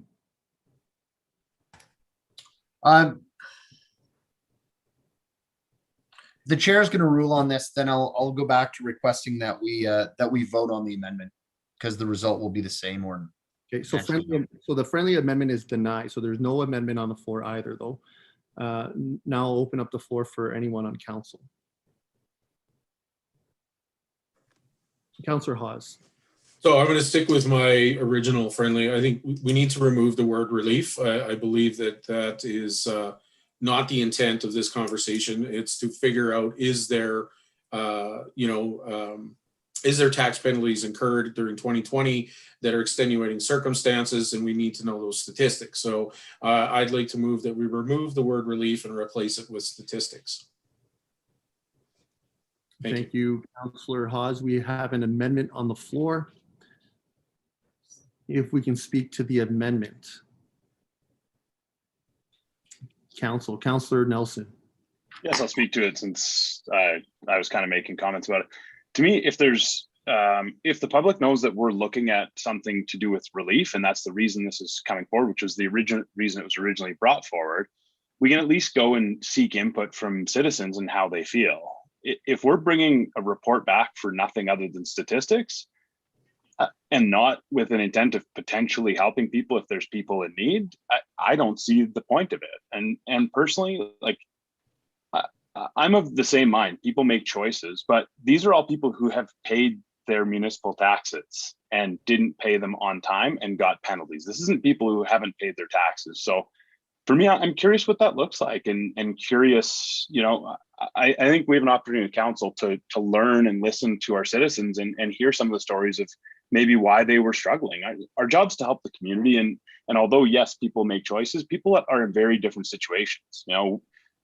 I think most of us are lucky that we've got stable employment, we have a second income, we have all of these things, but that's not the same for the community as a whole. So if we're only looking to it for statistics, I'm out. If it's actually with a lens that we may potentially help some people out, then I'm in. So I'll be voting against this amendment. Thank you. Thank you, Councilor Nelson. Councilor Magoon. Yeah, thank you, Your Worship. And I really do appreciate Councilor Nelson's input there, because I think he swayed me with his argument. I will not be voting in favor of this, because I think Councilor Nelson brings up some excellent points there. I don't want to belabor it. He spoke to it quite well. Thank you, Councilor Magoon. Council. I'll also be voting against this. I like the intent. I think I know where Councilor Hawes was going with this, but to me, it's still a report. If it has flavor, and for me, relief is an important part of this. I'm happy because it doesn't have the word program in. We're not sending administration to create a program or do that work. It's still a report that will speak to the penalties from the framework of relief. So for me, it's still high level enough without getting a draft or anything of that nature. And then we could position the second conversation once this report's there to see if there's an appetite to actually do any potential relief. Councillor Hawes. I guess I see it differently. I think when I see the word relief, I think administration is to go off and it says report on 2020 tax penalties relief. So not only is it going to, but it's stating that we want them to bring back options for relief. That's where I'm struggling with it. And then whether or not, is there an appetite at all for it? So I would preferably, and that's where I'm going with statistics, is there a need for it? I agree with you. There is the potential, but I think we've never asked for this information before. The intent of getting this information is to look at what are we looking at in the year 2020 statistically, and is there a need for a relief fund, which then we go off and have that conversation, or then administration takes more time to go and find those relief options that are available to us within the budget. What have other communities done? Everything that they've done in other with respect to other matters. So I guess that's where I'm struggling with is as long as administration is very clear on the intent, but the wording of saying relief, penalty reliefs, or relief is to me, I guess it speaks differently to me in my mind. So that's where I guess I'm struggling. I think the intent is there. I realize, yeah, we've never asked for this information ever before. And in terms that we've had, we've never asked for this info until this year because of what? And it shows the intent of council that we are interested in it. We have to understand it better.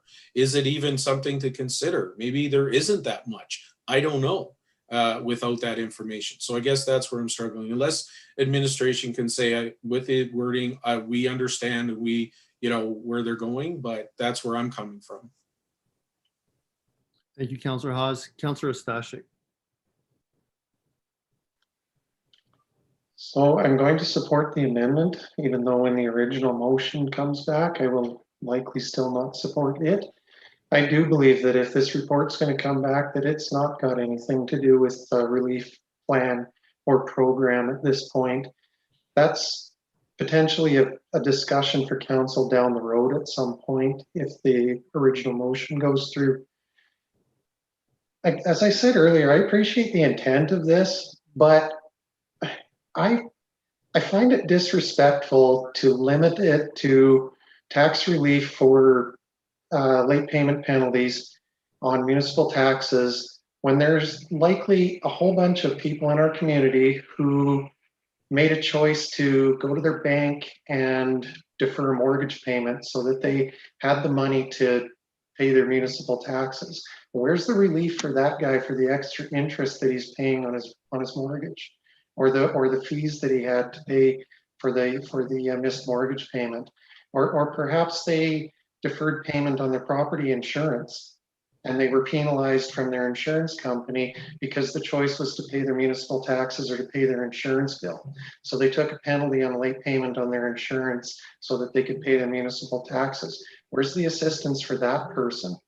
As I said earlier, and I've said multiple times, this program is too narrow. It just focusing on tax relief for people that were late paying their municipal taxes isn't fair to all the other people who made different choices to be able to make sure that their municipal taxes were paid on time. So if we're going to have a conversation about the numbers and what it meant in 2020, then I want the conversation to be about that. Then if council has the will to go for a relief program or discuss a relief program, that can happen down the road. So I'm supporting the amendment, likely not going to support the original motion. Thanks. Thank you, Councillor Stashik. Council, you have an amendment on the floor. Any further debate? Seeing none. Call to question that the amendment remove the word relief and replace with statistics. Council, all those in favor? Opposed? That was defeated 4-3. And that remains the main motion stays. Point of order, Mr. Mayor. I believe it passed. Oh, my apologies. All those in favor were Councillor Stashik, Waugh, Hawes, and Councillor Race. Were you in favor? Oh, my apologies. Okay. So that passes 4-3.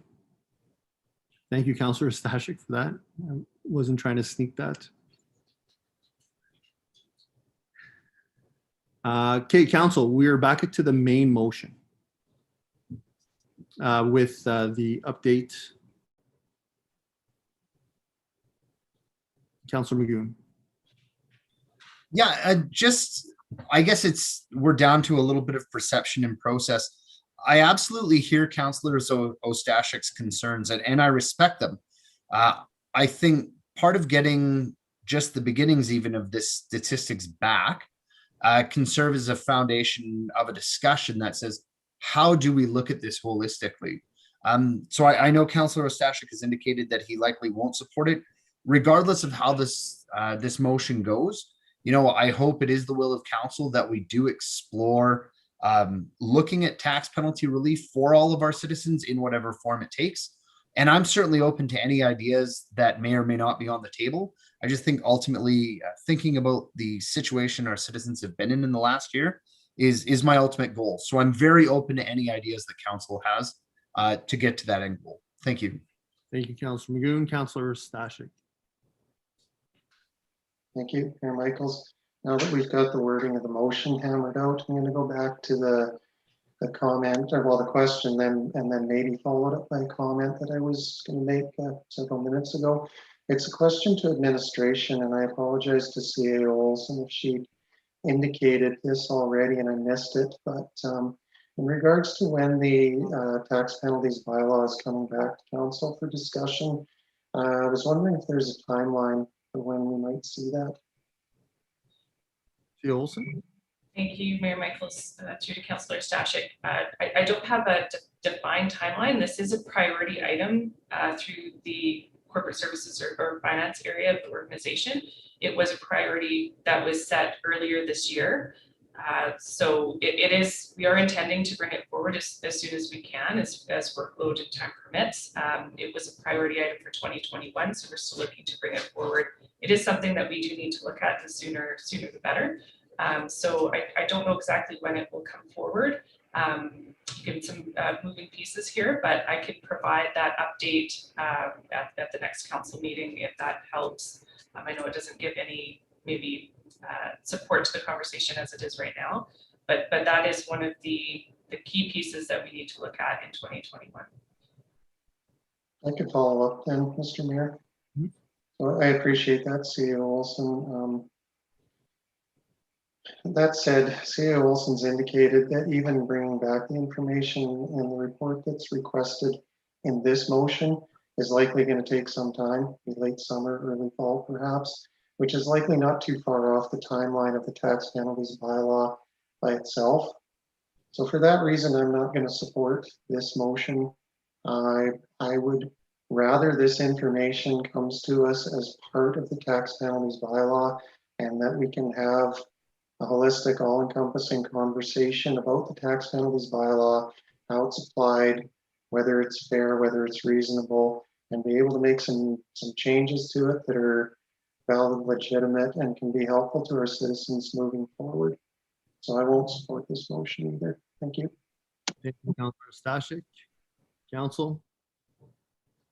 I'll be in support of this. I know I voted against the statistics. To me, we could get there from statistics or the other relief word. It's about laying a foundation, a conversation on what we want to do, having some information. For me, I don't want to tie it to the tax bylaw.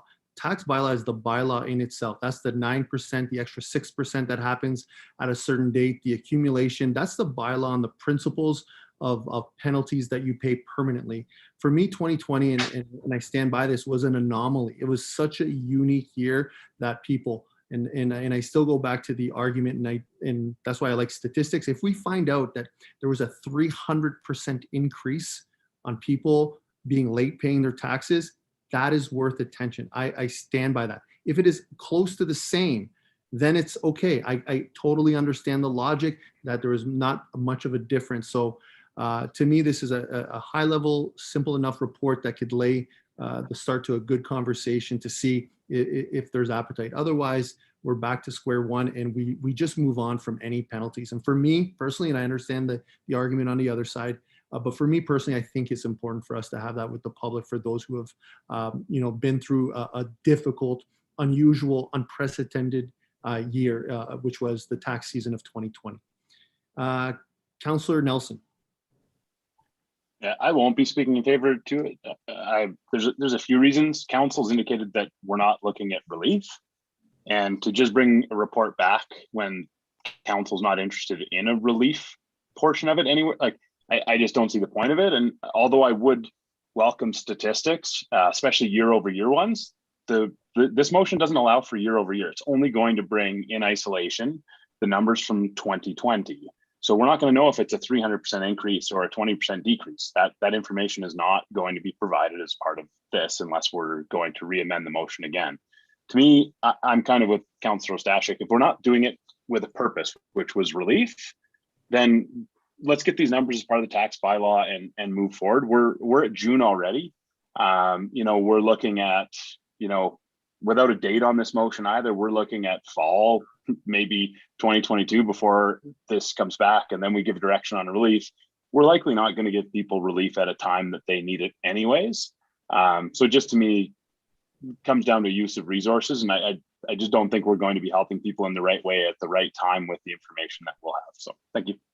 Thank you, Councillor Nelson. I do want to point out that we don't know what administration is going to provide. I would assume they will look at 2019 data, because that would be my number one question. There was 700, let's say there was 400 dwellings that paid late tax. I'll say, well, how many was there in 2019? That'll be my first question. So we get 50-page reports sometimes on motions with 25 words, right? So there is latitude from administration to provide whatever information they deem fit in order to provide. So it's not exclusive to 2020, even though the motion says 2020. That's very linear thinking that you cannot speak about other years. So for me, I won't speak on what administration will present, but I would assume that they can provide all sorts of information on this. So I want to make that clear that this does not limit.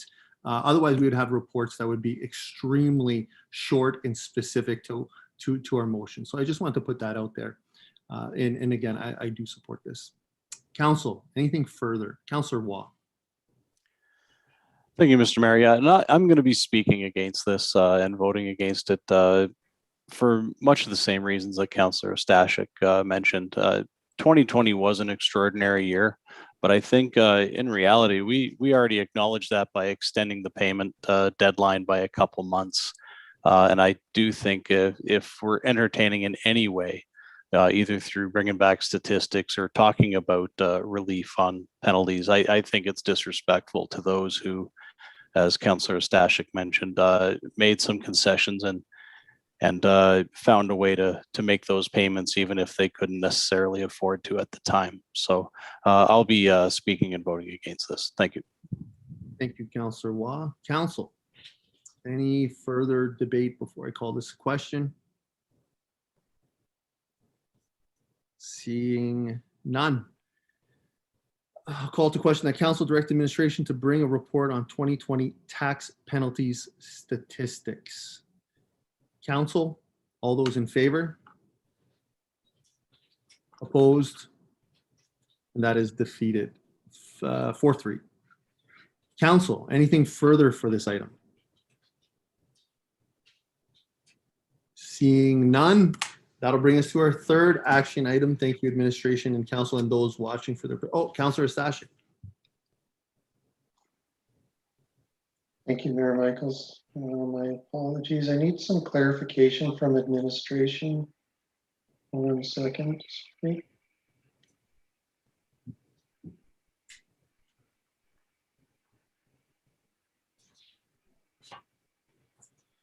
The operating projects reserve in the slide deck, it's indicated as a recommended action that $351,400 be transferred to that reserve. If there isn't a direction from council to do that, what happens with that money?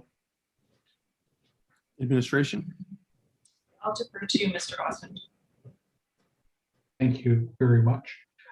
So unless a motion is made, that money will remain in accumulated surplus. And certainly as we finalize the year end for 2020, that's where the money is at any rate.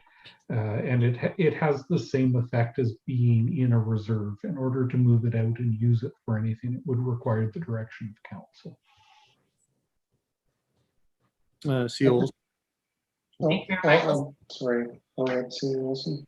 I can just add a little bit to that as well, in that it wasn't included as a recommended action in this report because we don't know the final dollar amount.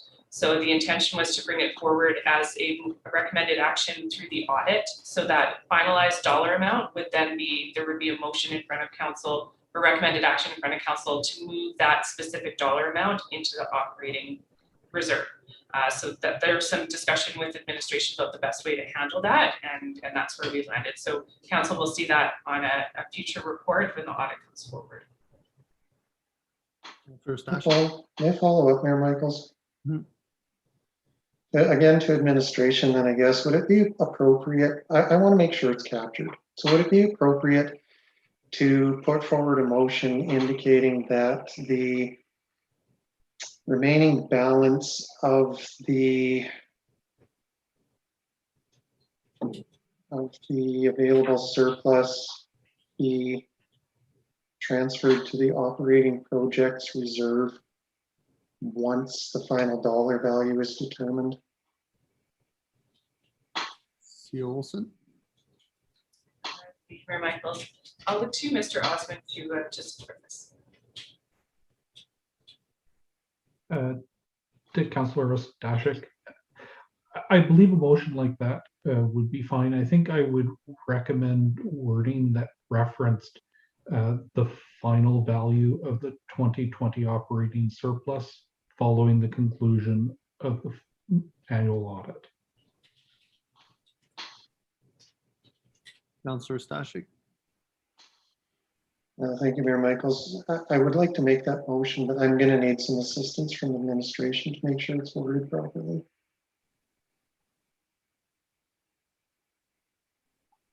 So I could start it off, I guess. It would be that council directs administration to transfer the remaining balance from the accumulated surplus to the operating projects reserve.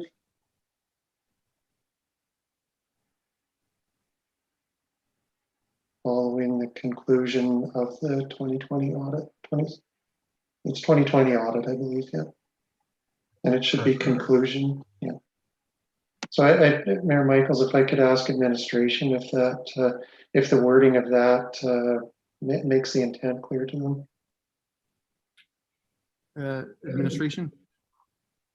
Mr. Osmond? If we could clarify that it's the final balance of the operating surplus from the accumulated surplus be transferred.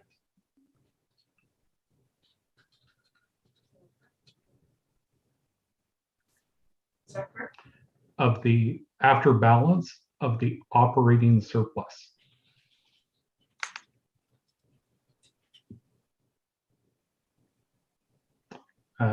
Sorry, if we could make it the 2020 operating surplus.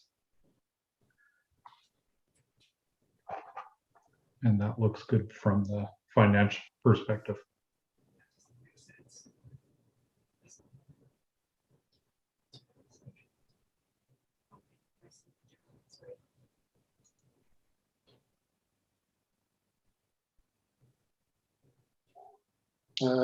Again, sorry, Mayor Michaels, if I can.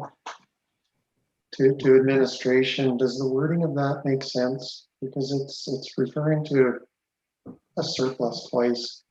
There's an operating surplus and an accumulated surplus in the wording of that.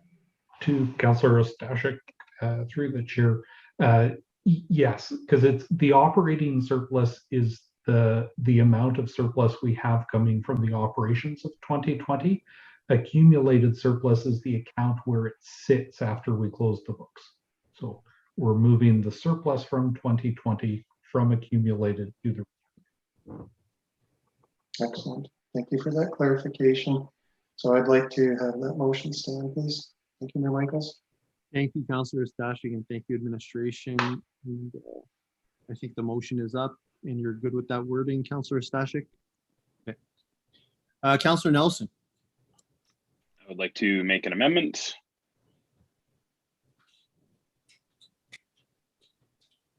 that the wording of operating projects reserve be changed to recreation center construction reserve.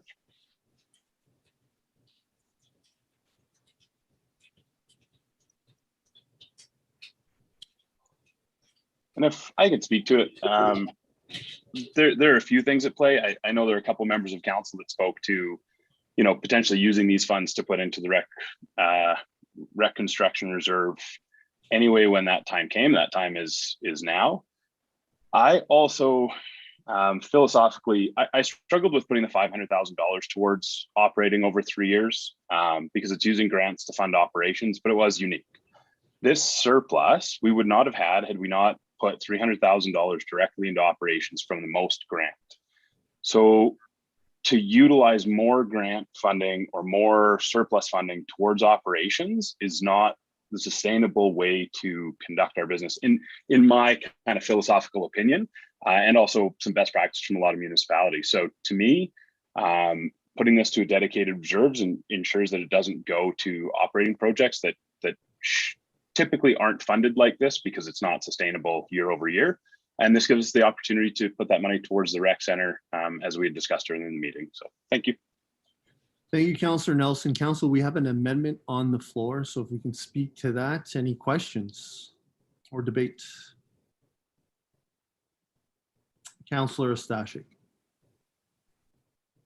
I have a question for administration regarding operating projects. And my understanding is operating projects are one-time operational projects, that it's not regular operations that this reserve is funding. So if I could seek some clarification from administration, because it would help me decide whether I'm going to support the proposed amendment or not. Cia Olson. I'll defer to Mr. Osmond. Hey, Councillor Stashik, through the chair. The operating projects reserve is used to fund one-time operating projects to ensure that they are not funded through operations. And operating expenses are not funded through the reserve. Thank you. You are correct. If I could follow up then, Mr. Mayor. Thank you for confirming what my understanding of the operating project was. For that reason, I'm not going to support the proposed amendment. I think this is a fund that council can help control and can direct where it goes to in terms of helping to fund those one-time operating projects that do come along every budget year that need to be addressed and money needs to be found for them. I think this is a good source of money. This is a good place to be able to fund those one-time operating projects from. And that's why I want it to be put into this reserve and dedicated to this reserve. Thank you. Thank you, Councillor Stashik. Council, we have the amendment on the floor. Any further debate, questions? Seeing none, call to question that the wording of operating project reserves be changed to recreation center construction reserve. Council, all those in favor? Opposed? That is defeated 4-3. Council, anything further? Now that brings us to our main motion. Again, Council, any further questions, comments?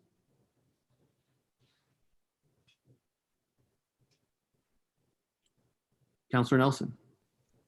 So I guess what I'm struggling with a bit is not knowing how much this is going to be, the types of projects that it would be funding, and understand that nothing really changes if we just leave it there.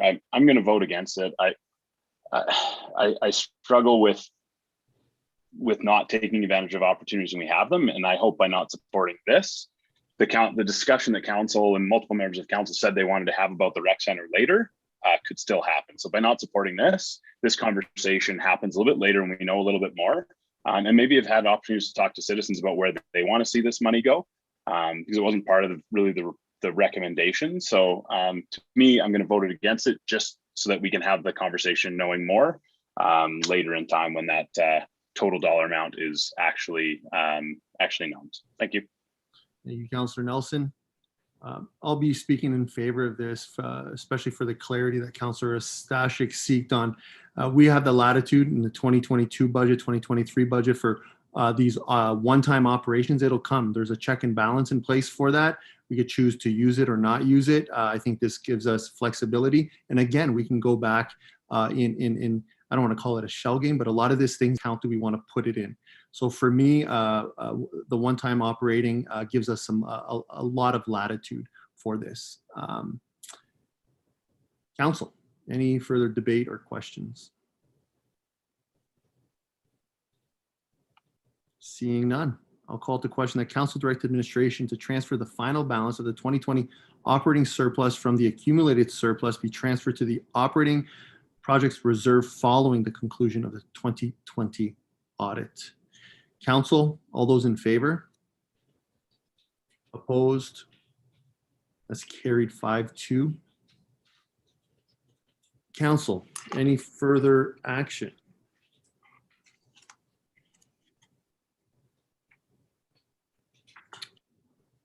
Seeing none, that'll bring us to our, one moment. The third action, appointment of financial reviewer and signatory for the Hinton Library Board Financial Report, CAO Olson. Thank you, Mayor Michaels. The council appointed signatories required to complete the Hinton Municipal Library's financial review in order to prevent financials to the province in a timely manner for the past fiscal year.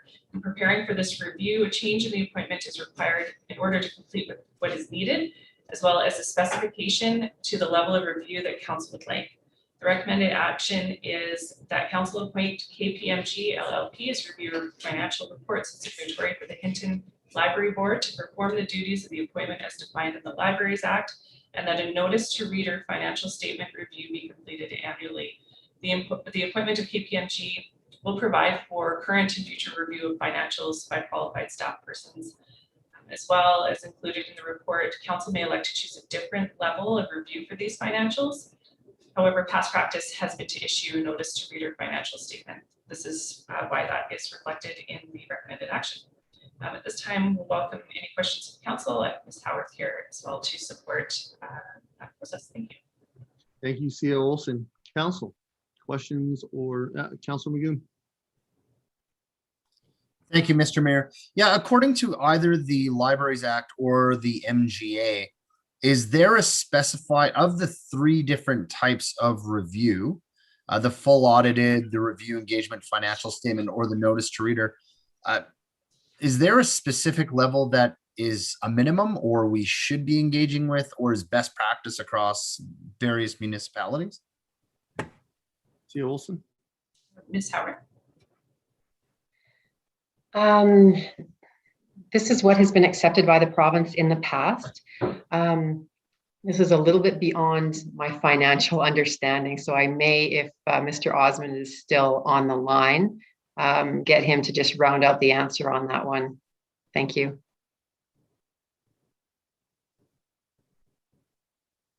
Mr. Osmond?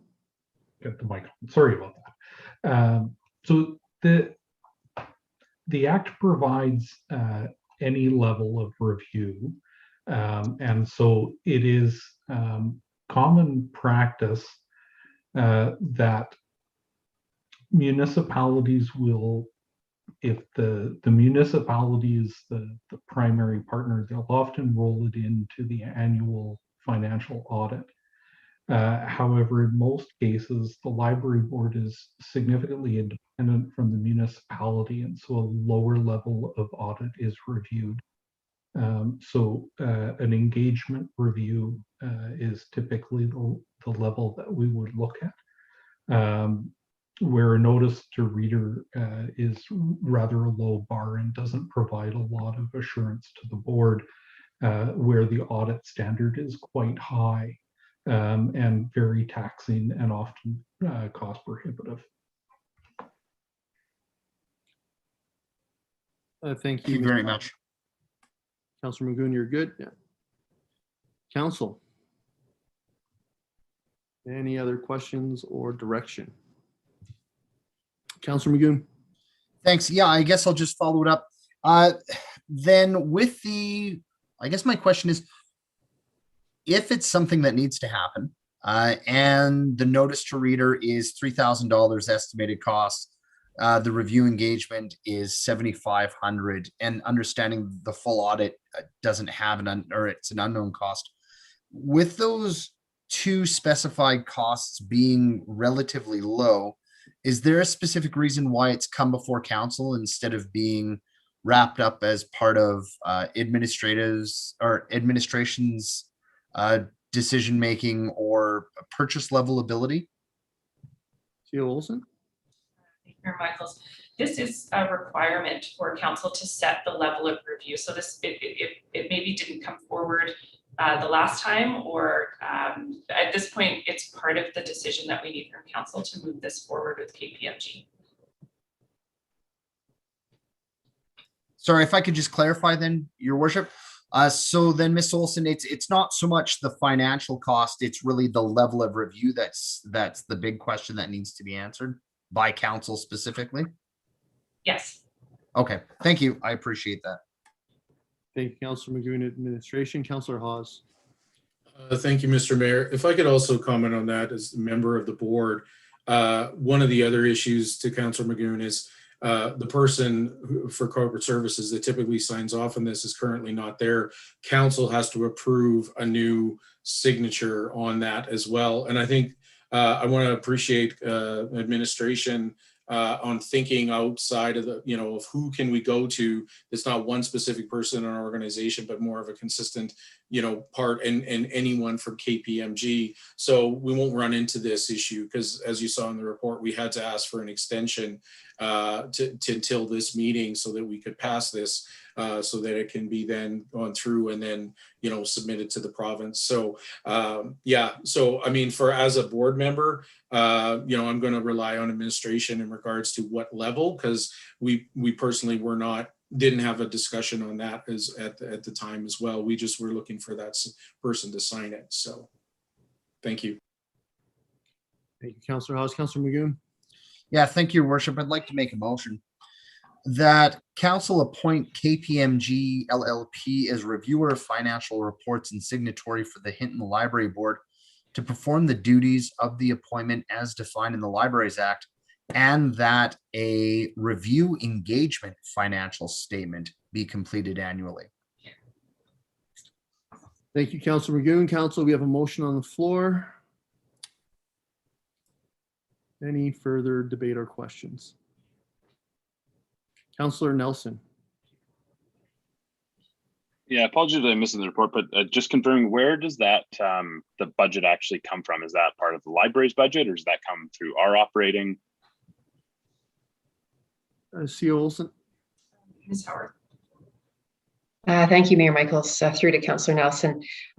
This is an unbudgeted amount. As we mentioned, this used to be, or has been previously done by a town employee, and so there was not an additional cost to it. So regardless of the option in front of council tonight, there will be a cost for it. We are proposing that it be incurred by the town budget, as it is, it's the town's situation that has caused us to be in this case, not the library board. And so the $3,000 proposed, or the $7,500 in this case, for the motion that's on the floor here, that would be coded to our auditing and budgeting account where it is now. We do have some contracted services money put into there, but it is still unbudgeted. So I guess we'll manage that from within the current budget. Councillor Nelson, is there a follow-up? Yeah, I guess what I'm struggling is not knowing what the implications are. Looking at the community services budget, like if we're talking 3,000 could make a huge difference for some of the programming, and now we're jumping at 7,500. So I don't disagree with the motion. I just don't know what the impacts to that department would be, and I want to make sure that we're not going to end up trading off a FCSS service or losing staff or things like that from a motion. Again, it's those unintended consequences of motions that we make without thinking them through. Thank you, Councillor Nelson. Councillor Haas. Oh, so my apologies. CO. Yeah, COs. Thank you very much. If I could respond to that, under the implications of decision, financial implications, it is not the community services operating budget, and there's no risk to positions or programs there. It's the corporate services operating budget, 3,000 found within that budget coded to auditing and accounting. So that's where it'll be. We need to code it appropriately to reflect this increase. So that's why it would be put there. Thank you, CO Olson. Councillor Nelson, any follow-up on that? I think there's others in the queue. I'm okay for right now. Thank you. Perfect. Councillor Haas. Yeah, thank you, Mr. Mayor. Just one quick question, because this isn't going to delay at all the process moving forward. Is it administration? Because I mean, we were planning for one level of whatever that was called, the reader financial statement, going to the next level. It's not going to delay the process at all, is my question. CO Olson. Thank you, Mayor Michaels. I will look to Ms. Howard and Mr. Osmond to help support that answer. Thank you. I will defer to Mr. Odson. Thanks. So my expectation would be that with a notice to reader, the response would be quite quick, assuming the auditors could have a look at it right away. It would take a relatively short amount of time to provide that level of assurance. A review engagement would take a longer amount of time. I don't know how much time. I know that it would fit within what the town is currently looking at for timeline to wrap things up. But if the thought was that the library report was going to go quite quickly following this meeting, there could be some time disadvantage to a review engagement. CO Olson. Thank you, Mayor Michaels. I just wanted to double check in the chat. We have the motion as some of administration understood it. I want to check that we have that correct.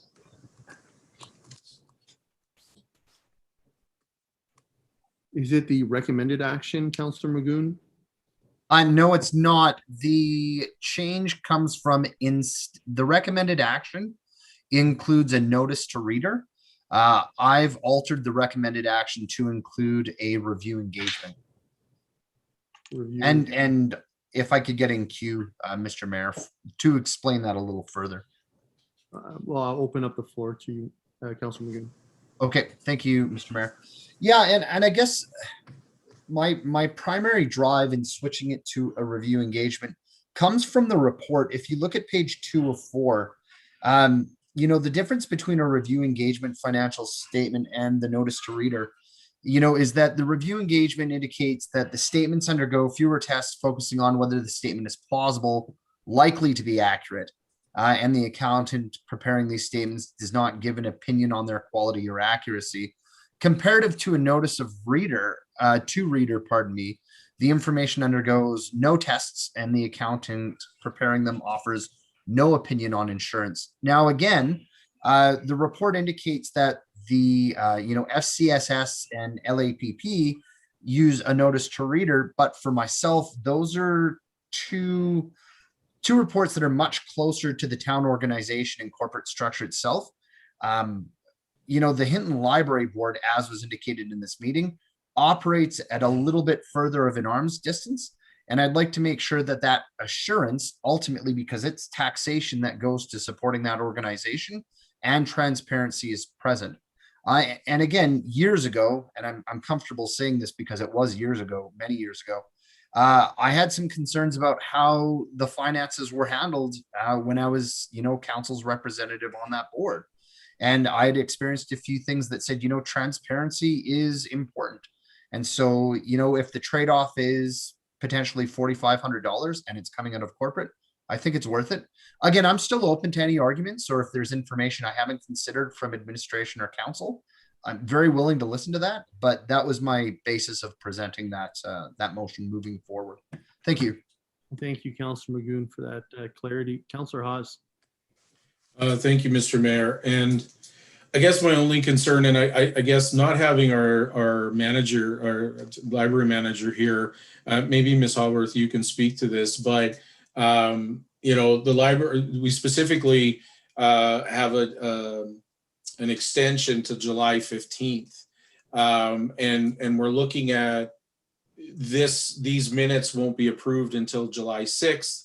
But my concern is if this change increases the timeline, what risk, what penalty, I'm not sure what the results are if we don't get this in by July 15th. So I don't know if Ms. Hallworth can speak to that, because we didn't speak to that at all at our board meeting.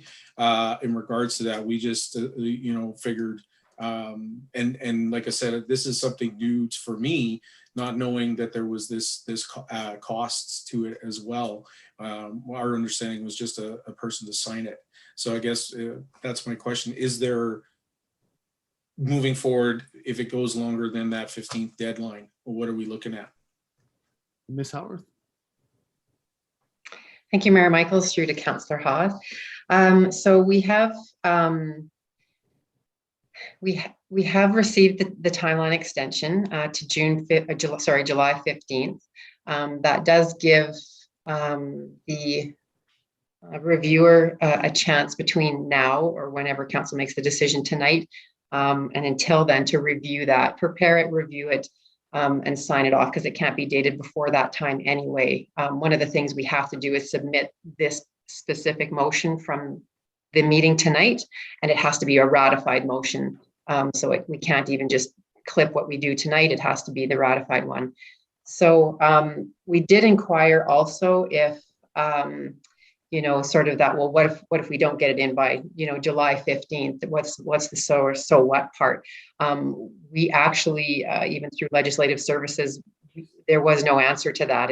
I mean, the likelihood that, you know, the province would come down with a heavy hammer and, you know, take some sort of dramatic response to that is quite unlikely, particularly under the current certain circumstances, both with COVID and lots of the provincial reporting has had some delays, and there's been many requests, especially if they know that we're working on it. So I don't believe that there would be anything particularly consequential to it, other than just keeping them informed that, you know, we're close to it. We just need a couple more weeks. I appreciate, you know, Mr. Osmond, when we're shooting for that, the ratification of July, and when maybe our full audit would come, and whether this could be, you know, prioritized somewhere in there, or given to some other, you know, adjacent person in their organization. It's one of the advantages of having a firm be appointed to do that, is that they can appoint anyone to do this. And hopefully it would be someone that already knows our business quite well, and the library business, and it wouldn't take long. But I think we heard from Mr. Osmond that we don't know whether the difference between these two levels of review is, you know, one takes 40 hours, the next one takes 160 hours.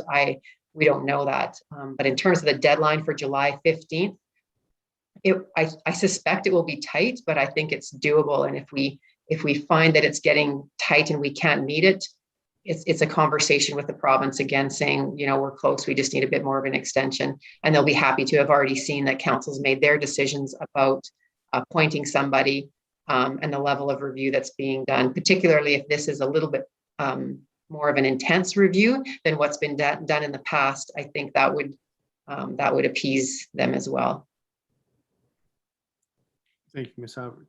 So if I may, Mr. Mayor, I mean, that's good to hear. I mean, it sounds like we're in the clear, you know, there's not going to be any, you know, consequences or anything that we're aware of at this point. So, I mean, I'm in favor if you know, an extra level of review is, you know, I think any level of review when it comes to our finances and to, it was welcomed. I'm not, concerned with that whatsoever. It's unfortunate that it's an unbudgeted amount. We budgeted for 3, but I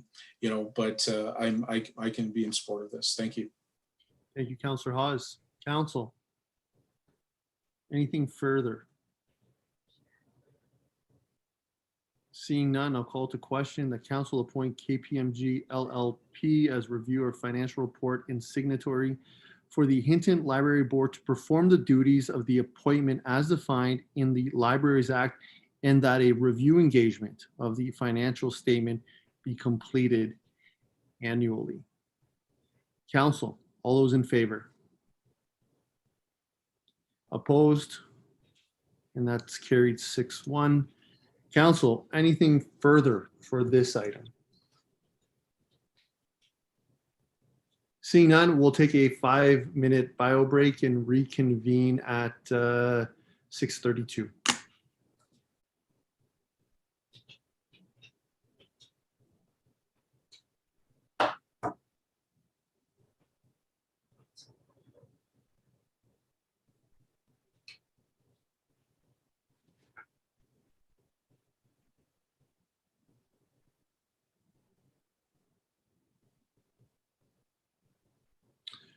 Hello, everyone. I'd like to reconvene this meeting at 6:34. Council, was there anything further for the third action item for this evening? Seeing none, that'll bring us to our fourth Municipal Energy Manager Program. CEO Olson. Thank you, Mayor Michaels. The town of Hinton and the municipality of Jasper have reviewed the scope of the Municipal Climate Change Action Center's Municipal Energy Manager Program, which supports municipalities in hiring a position to review and manage energy consumption, reduce emissions, and develop or revise an emergency management plan. The program covers up to 80% of the salary of the role, with the municipalities providing for the remaining 20% benefits and an operating budget. The initial application is for 1 year, with a second-year extension possible. However, the extension is not guaranteed. Hinton and Jasper have already entered in expression of interest earlier this spring to determine our eligibility, and were provided positive feedback and approval to submit a full application. In sharing this role, our municipalities can demonstrate the value of the work performed and pilot regional municipal service sharing and information sharing.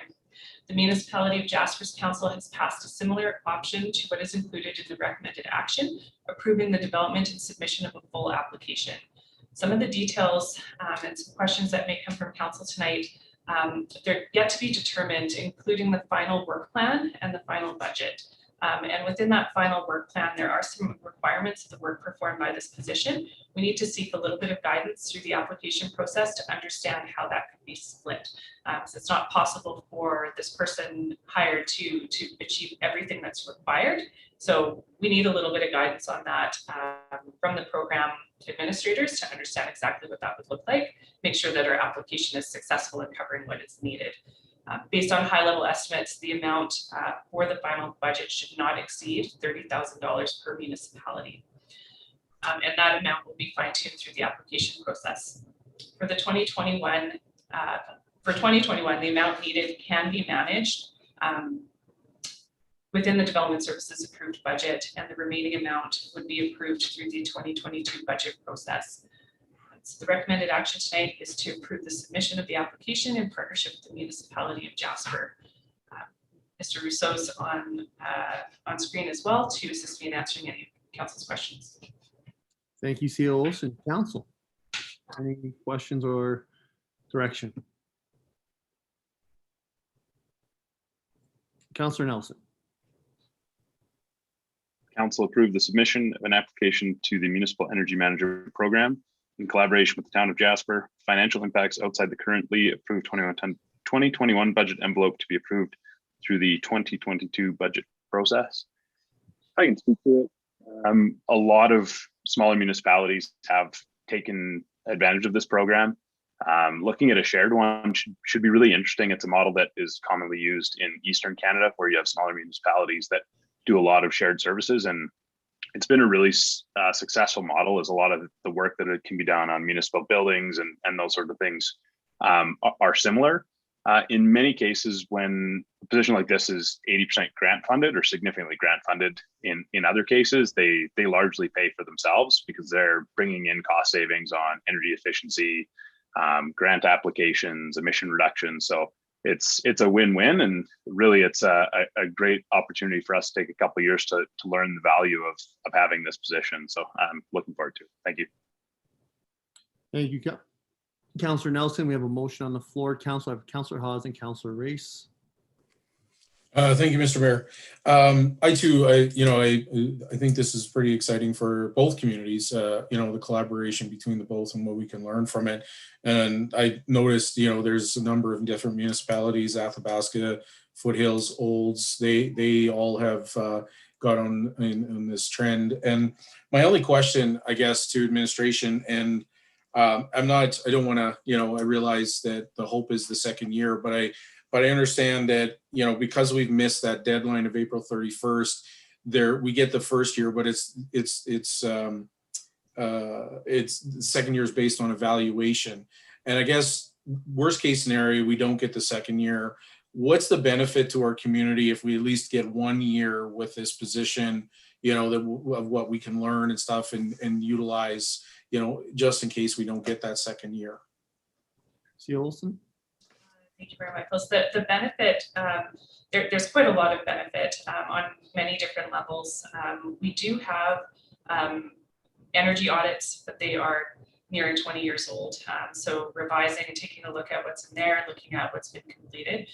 There's a lot of review and revision of that can yield some cost savings through our energy consumption and some best practices as well. Looking at our grant applications for major infrastructure, having that set of eyes to take a look and provide that feedback will strengthen what we submit. And that's not the only reason to do it. It's really just taking a look at where we can do better. And as Councillor Nelson said, the cost savings that can be achieved through the use of this position are, they're unknown at this point, but there will be cost savings. The other piece that I will add as a benefit, we've entered into the PCP milestone program and have needed a little bit more internal support. Included in this agenda package, there's an information item that's actually next here from SEAC requesting some support. Through this role, that is an approved use. So there's support that can be provided to SEAC to support them in helping us achieve milestone 2. Outside of the actual tangible value that this role would bring to our municipal operations, it's also a great pilot to look to service sharing in our region and try this out with Jasper. So this is something that we've been talking about at the CAO level through the corridor, and CAO Given and I looked at this as an opportunity to take a step in that direction and see what other benefits partnering can provide both municipalities. So without that second year, that's still a great amount of value in proceeding with an application and investment into the municipal energy management program. Thank you, Mr. Mayor. If I could just follow up, I appreciate that, CEO Wilson. I just like to, get that sense of where administration's at, and I too see a lot of benefits in the cost savings potentially, and the fact that we don't have an energy management plan right now, and we, potentially can after the first year in that audit as well. So appreciate it, and I'll be in support of this motion. Thank you. Thank you, Councillor Hawes. Councillor Race. Thank you, Mr. Mayor. I don't know if I'm following along as well as I should. How much money would we need in our 2022 budget for this to go ahead? So the ratio hasn't been defined as of yet. So it sort of depends on when we get our application in, what the hiring process looks like, when we get somebody in place, and as well working through the application itself, determining where this position will primarily work from. There's a few pieces that are yet to be defined. So for 2021, we're anticipating it's a manageable amount in approved budgets at this time, and then looking to bring this item forward through the 2022 budget process to identify additional funds to support this into 2022. Okay, so my concern is we don't know what our operating budget is going to be for 2022. We don't know capital things that might come up unexpected in 2022. Last year, we had to take away, something that meant the world to a lot of people, our beautification projects here in town. We could not afford to do them. So that was taken out of the budget. So right now, I'm not 100% sure that I will support something that could impact a need for us in 2022. Thank you. Thank you, Mayor Michaels. And thank you, Councillor Race, for those comments. That is in fact the reason why bringing forward a report for approval of the application process, to let council know to expect this during budget 2022, that this will be coming forward, that the approval of the application and approval of the funds needed in 2022 or within that motion that council is considering tonight. So that would mean that this wouldn't be something that would be removed in the 2022 budget process, that we are committing those funds moving forward so that we can participate in this program. So that's a fair point. I just wanted to speak to it as well. Okay, thank you. Thank you, Councillor Racy Olson. Councillor Magoon. Yeah, I just need a point of clarification because something that was mentioned just with Councillor Race's question led me to some concern. So are we not guaranteed that the MEM program will cover 80% of the manager's annual salary, up to 80,000? C. Olson. We are guaranteed that as the part of the program. Okay, so then just to clarify, the maximum amount that we're looking at undertaking between both Jasper and Hinton was, I think it said 40,000. I'm just trying to find it on the one page. There we go. Yeah, page 2 of 3. At a high level, the remaining 20% of annual wages added with estimate benefits for the position comes to approximately 40,000 split between the two municipalities. So is it that 40,000 that we're not sure how it'll be split up, like 30,000 to one municipality, 10 to the other, 20, that sort of thing? Thank you, Mayor Michaels. So we're looking at around $30,000 commitment per municipality. So the $40,000 in benefits and the top up of the wage amount or the salary amount, plus a modest operating budget. We want the position to be funded so that any kind of work that needs to be done can be achieved, and acknowledging that the $30,000 commitment for the town of Hinton is the maximum. So through the development of the work plan, we will understand a little bit better what the needs are for that budget and can fine tune that. As well, that amount, it really depends on when the person is hired, the ratio between 2021 and 2022. Councillor Magoon. Yeah, and if I could follow up then, Your Worship, do we have any idea what that operating budget would cost? Because I mean, essentially, if I'm a taxpayer right now, and we're saying, the town of Hinton is looking to get this grant, but ultimately, we could be looking at $30,000 for the cost of the position, plus, I don't know, what's an appropriate amount of operating expectations. Is it going to be 50,000? Is it going to be 10,000? I have to say, I'm a little concerned, as Councillor Race is, on what the total cost will be at the end of the day for the whole endeavor. C. Olson. Thank you. That information is within the report. So it's $40,000 split between the municipalities for individual cost of $20,000. That covers the benefits and the wages. And we're looking at a budget for the position of approximately $20,000 split between the municipalities for a total of no more than $30,000 commitment. So in council's motion tonight, or recommended action, should you determine to move ahead with the application to the program, there would be no more than a $30,000 impact to the town of Hinton over 2021 and 2022, with a smaller amount 2021 and then the rest budgeted for 2022. I hope that helps. Okay, that absolutely helps. That clears. Sorry. Again, I think I was a little confused on what the total cost would be over the 2 years, but that clears things up a lot more. and reduces my concerns. Thank you very much, CAO. Thank you, Councilor Magoon. Council, any further debate? Councilor Weiss?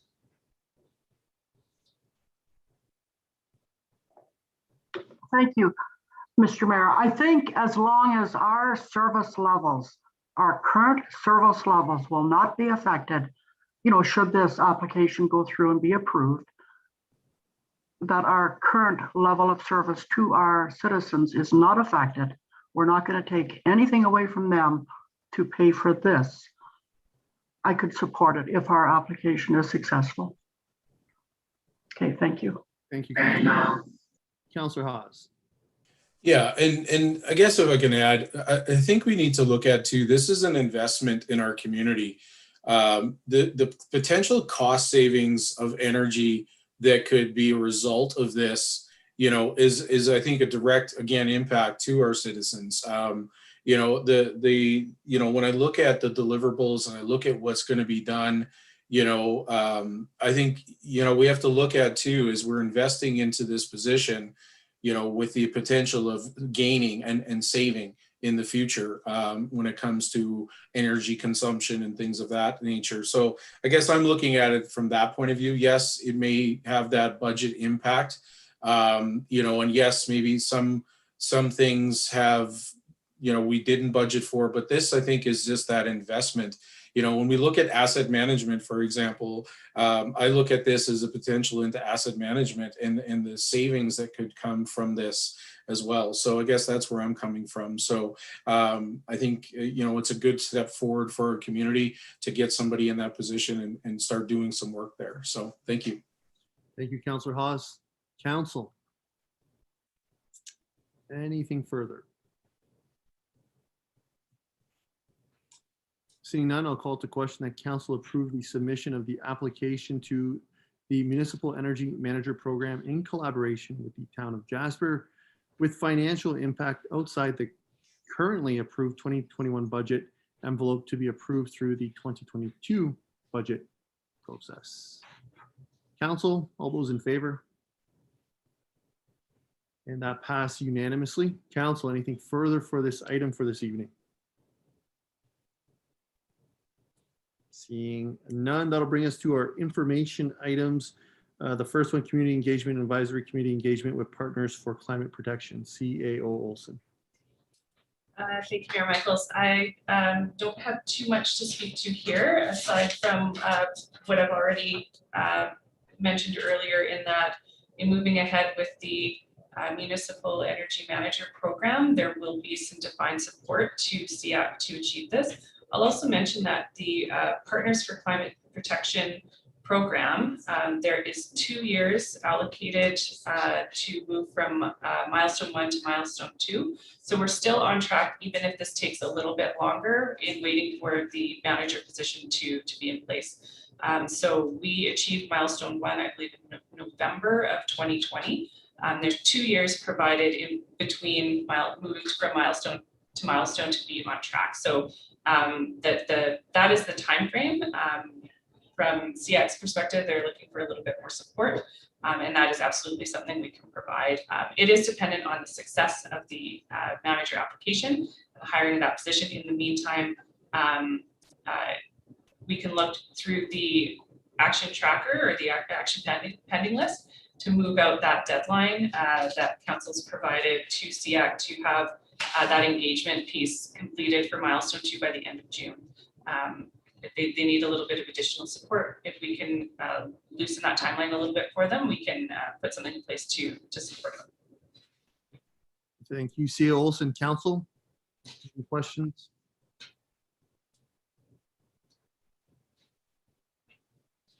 Seeing none, thank you, CAO Olson. Our second information item for this evening is the Aquatics Promotion Program usage.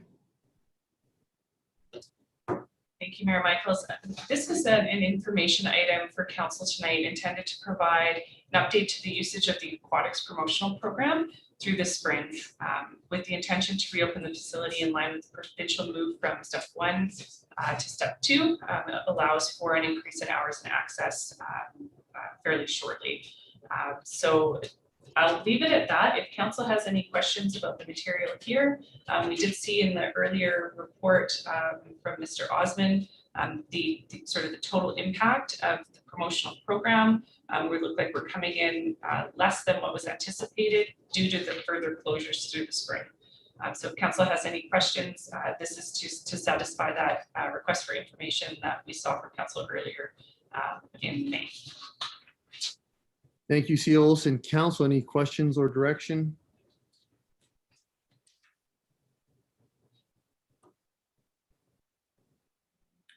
If not, is there appetite to accept this for information?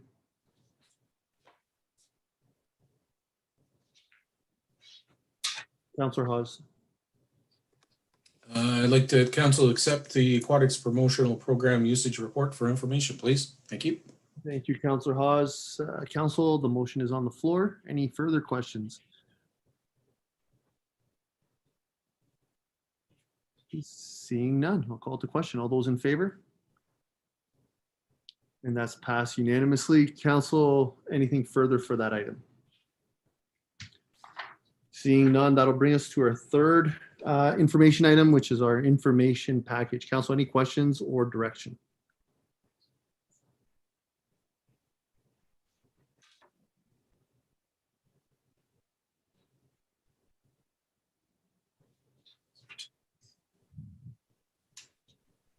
Councillor Waugh. I'd move that we receive council information packages 1, 2, and 3 for June 8th, 2021 for information. Thank you, Councillor Waugh. Council, we have a motion on the floor. Any questions or debate? Seeing none, I'll call to question. All those in favor? That's also passed unanimously. That'll bring us to our reporting for this evening, and I will start with Councillor Hawes. Thank you, Mr. Mayor. Not a lot to report today. We are moving along with the waste management working groups. We're finished up 2 and we're going into our 3rd one next week, I believe. Things are looking good. There's some things, the workshop, the purpose of workshop number 3 is to what is basically what we to be look like. And Mayor Michaels, please, if you might jump in as well, because obviously you're part of this as well. But some highlights that we've accomplished so far is really looking at, we need a clean government solution, sustainable landfill management.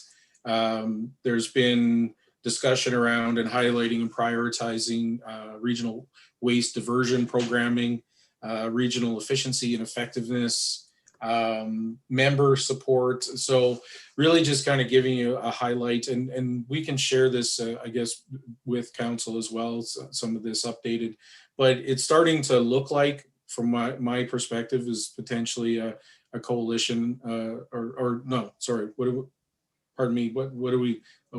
what direction are we going, Mayor Michaels? What's the word? Commission, that's it, right? So that's, I mean, there's nothing yet on paper, but it seems like that's the flavor of the group at this point. So yeah, that's really all I have to report. And then we'll have more for council once our working group has had number 3 session, and then the reports put together by the contractor. So Mayor Michaels, do you have anything, I guess, to add to that? Yeah, the only I was skeptical. Part of the conversation was focused on maybe achieving the governance model before knowing what we can action and what we can do as a commission. So I think I know myself and I think Councillor Hawes also kind of challenged that part. Okay, what do we want to do if we're going to be a commission? Let's not be a commission for the sake of being a commission. Now we've narrowed down. We've had good dialogue. If we can focus that narrative and understand where 4 partners want to go, and it seems feasible, then I think we can move forward. I wouldn't say we're there yet, But if something does come to council in the future, those things would need to be fleshed out, at least for myself to support it. And I think, for the rest of council to know if we're going to really pivot. So we're making some progress, knowing that we have to define things, but we'll see after the next session. Right. And rest assured, I mean, part of the contract is the contractor, once the working groups are done, the reports are put together, then they're to present to each council the findings and of course, have that discussion with each council as well. But, Mayor Ireland requested having a bit of an update because they're in a little bit more of a unique position than some of the us municipalities with, their place, with regional landfill. And so he wanted to be able to go to his council and speak to it a little bit more. So, but that's all I have to report. Thank you, Mr. Mayor. Thank you, Councillor Hawes. Councillor Ostashik. Thank you, Mayor Michaels.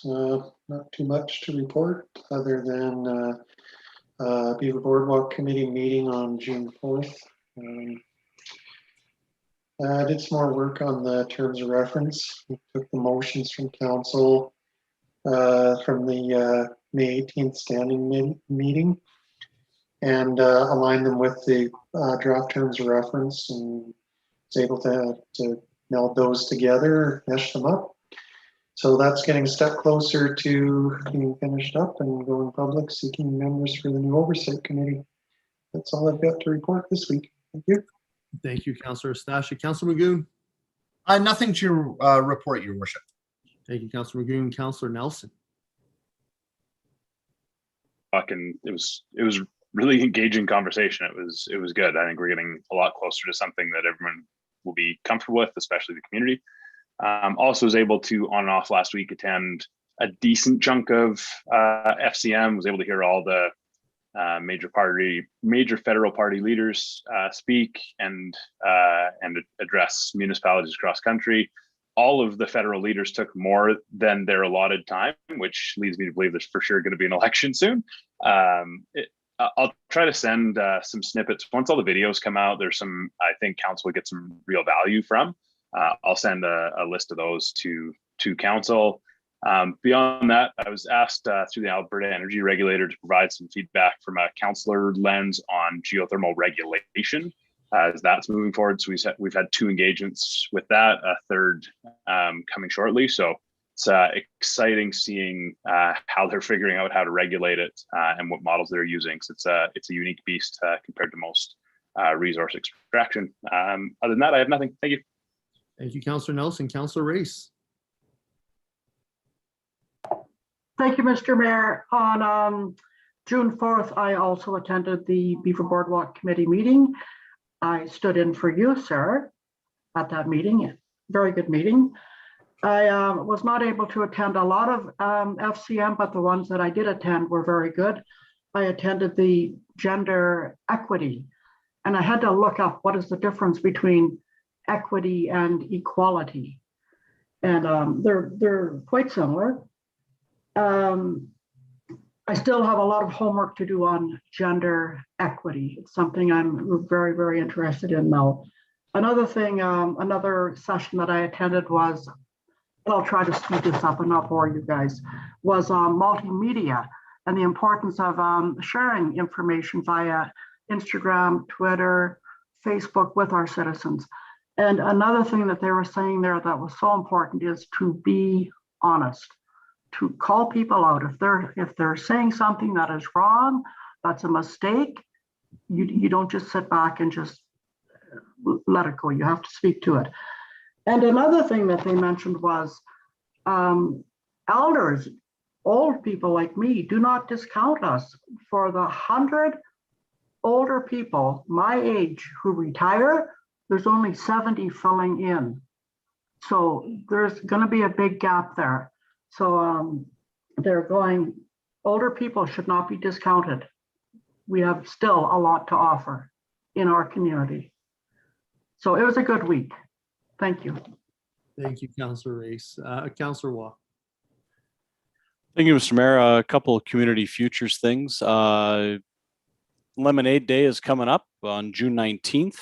From what I understand, there's 3 booths that are going to be in Hinton, and today they did a bit of a taste test of the 3 lemonades that are going to be on display through town. And the winner of the best tasting lemonade was Hiral Tangri, sorry. And that booth is going to be at Parks West Mall on June 19th. Also, Community Futures is going to have their strat planning on Wednesday, June 23rd. Unfortunately, I'm not going to be able to make that in Grand Cache. And the AGM is the following day, starting at 10 a.m. Council and CAO are invited to attend via Zoom. If you want to attend, just connect with me and I'll hook you through to our Executive Director, Nancy Robbins, who can give you the link for the Zoom meeting. And that's all I have, sir. Thank you, Councillor Waugh. For myself, nothing to add on waste management, FCM. I was a bit disappointed overall, to be honest. As Councillor Nelson mentioned, one of the themes that the candidates and Mr. Trudeau got, I guess, kind of focused on, housing is going to be a big issue. So again, in a community where we face some housing challenges, it'll be interesting to see where some of that money flows and what changes might happen. I was able to attend the Coal Policy Review Committee. I was one of the individuals, that was asked to provide some feedback. This is one of, many interviews that will be taking place. This is a 45-year-old document that hasn't been reviewed. I think there's a lot of things. Some of the things I focused on, or that were discussed, is having automatic review dates within a changing policy. Even though some people may argue coal has a certain a date of expiration, it still has a place in the world today, and it's not going anywhere anytime soon. So it has to be an active document. There are other policies that are in place have to pertain to it. It can be siloed. In the document of 1976 is somewhat siloed and a little bit more high level than it ought to be, at least for today's standards. And perhaps do we look at tiered systems? A lot of this came about from Zone 2, which is at Crow's Nest Pass. So maybe micro-analyzing all the areas and redividing them should have been done a long time ago. But these are some of the issues with a 45-year-old document. And I think we could attest that sometimes we look at a 10-year-old document here at the town of Hinton and see that it's way off base. This has a lot of room for improvement. So I do want to thank, I know Natalie Charlton sits on that committee. I want to thank her and everyone else who participated, and then there will be more ongoing. And that's it on my end. And with that, any urgent matters, Council? Seeing none, Chief Administrative Officer, C.O. Olson. Thank you, Mayor Michaels. I just want to comment, there's some information that will be coming out tomorrow on our facility reopening. All buildings, all municipal buildings are set to reopen on June 14th. So information to the public will come out tomorrow afternoon. So I know that some are waiting on that information, and that's our time frame to bring that forward to the public, and so look to that tomorrow. I also want to take a moment and just comment on the land acknowledgement at the beginning of the meeting, and provide as a commitment and a recognition from administration that we can do more to build relationships with our Indigenous stakeholders and communities. We support wholeheartedly the inclusion of the land acknowledgement for council meetings, and we'll be reflecting what we learned through engagement process and relationship building processes through our internal meeting practices, discussion items, and just reflect that from top to bottom through our organization. So I just want to thank Mayor Michaels for starting the meeting off with that acknowledgement, and look forward to learning and growing and supporting our community. That's everything from me. Thank you. Thank you, CAO Olson. Ms. Anderson, any administrative inquiries? There were none. Council, any notices of motion?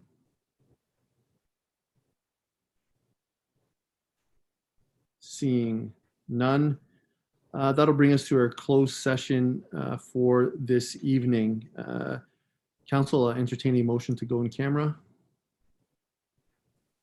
Councillor Nelson.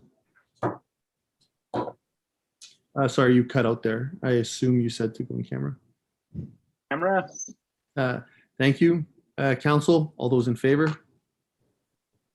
That's passed unanimously. We'll give a few moments for administration to leave the room, and we'll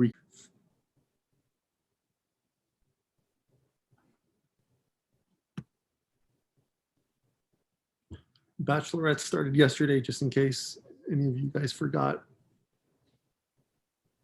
No? Okay. Saw that. Didn't watch it, but I saw it on the guide. So Want to keep everyone informed. okay, figured you would. No spoilers.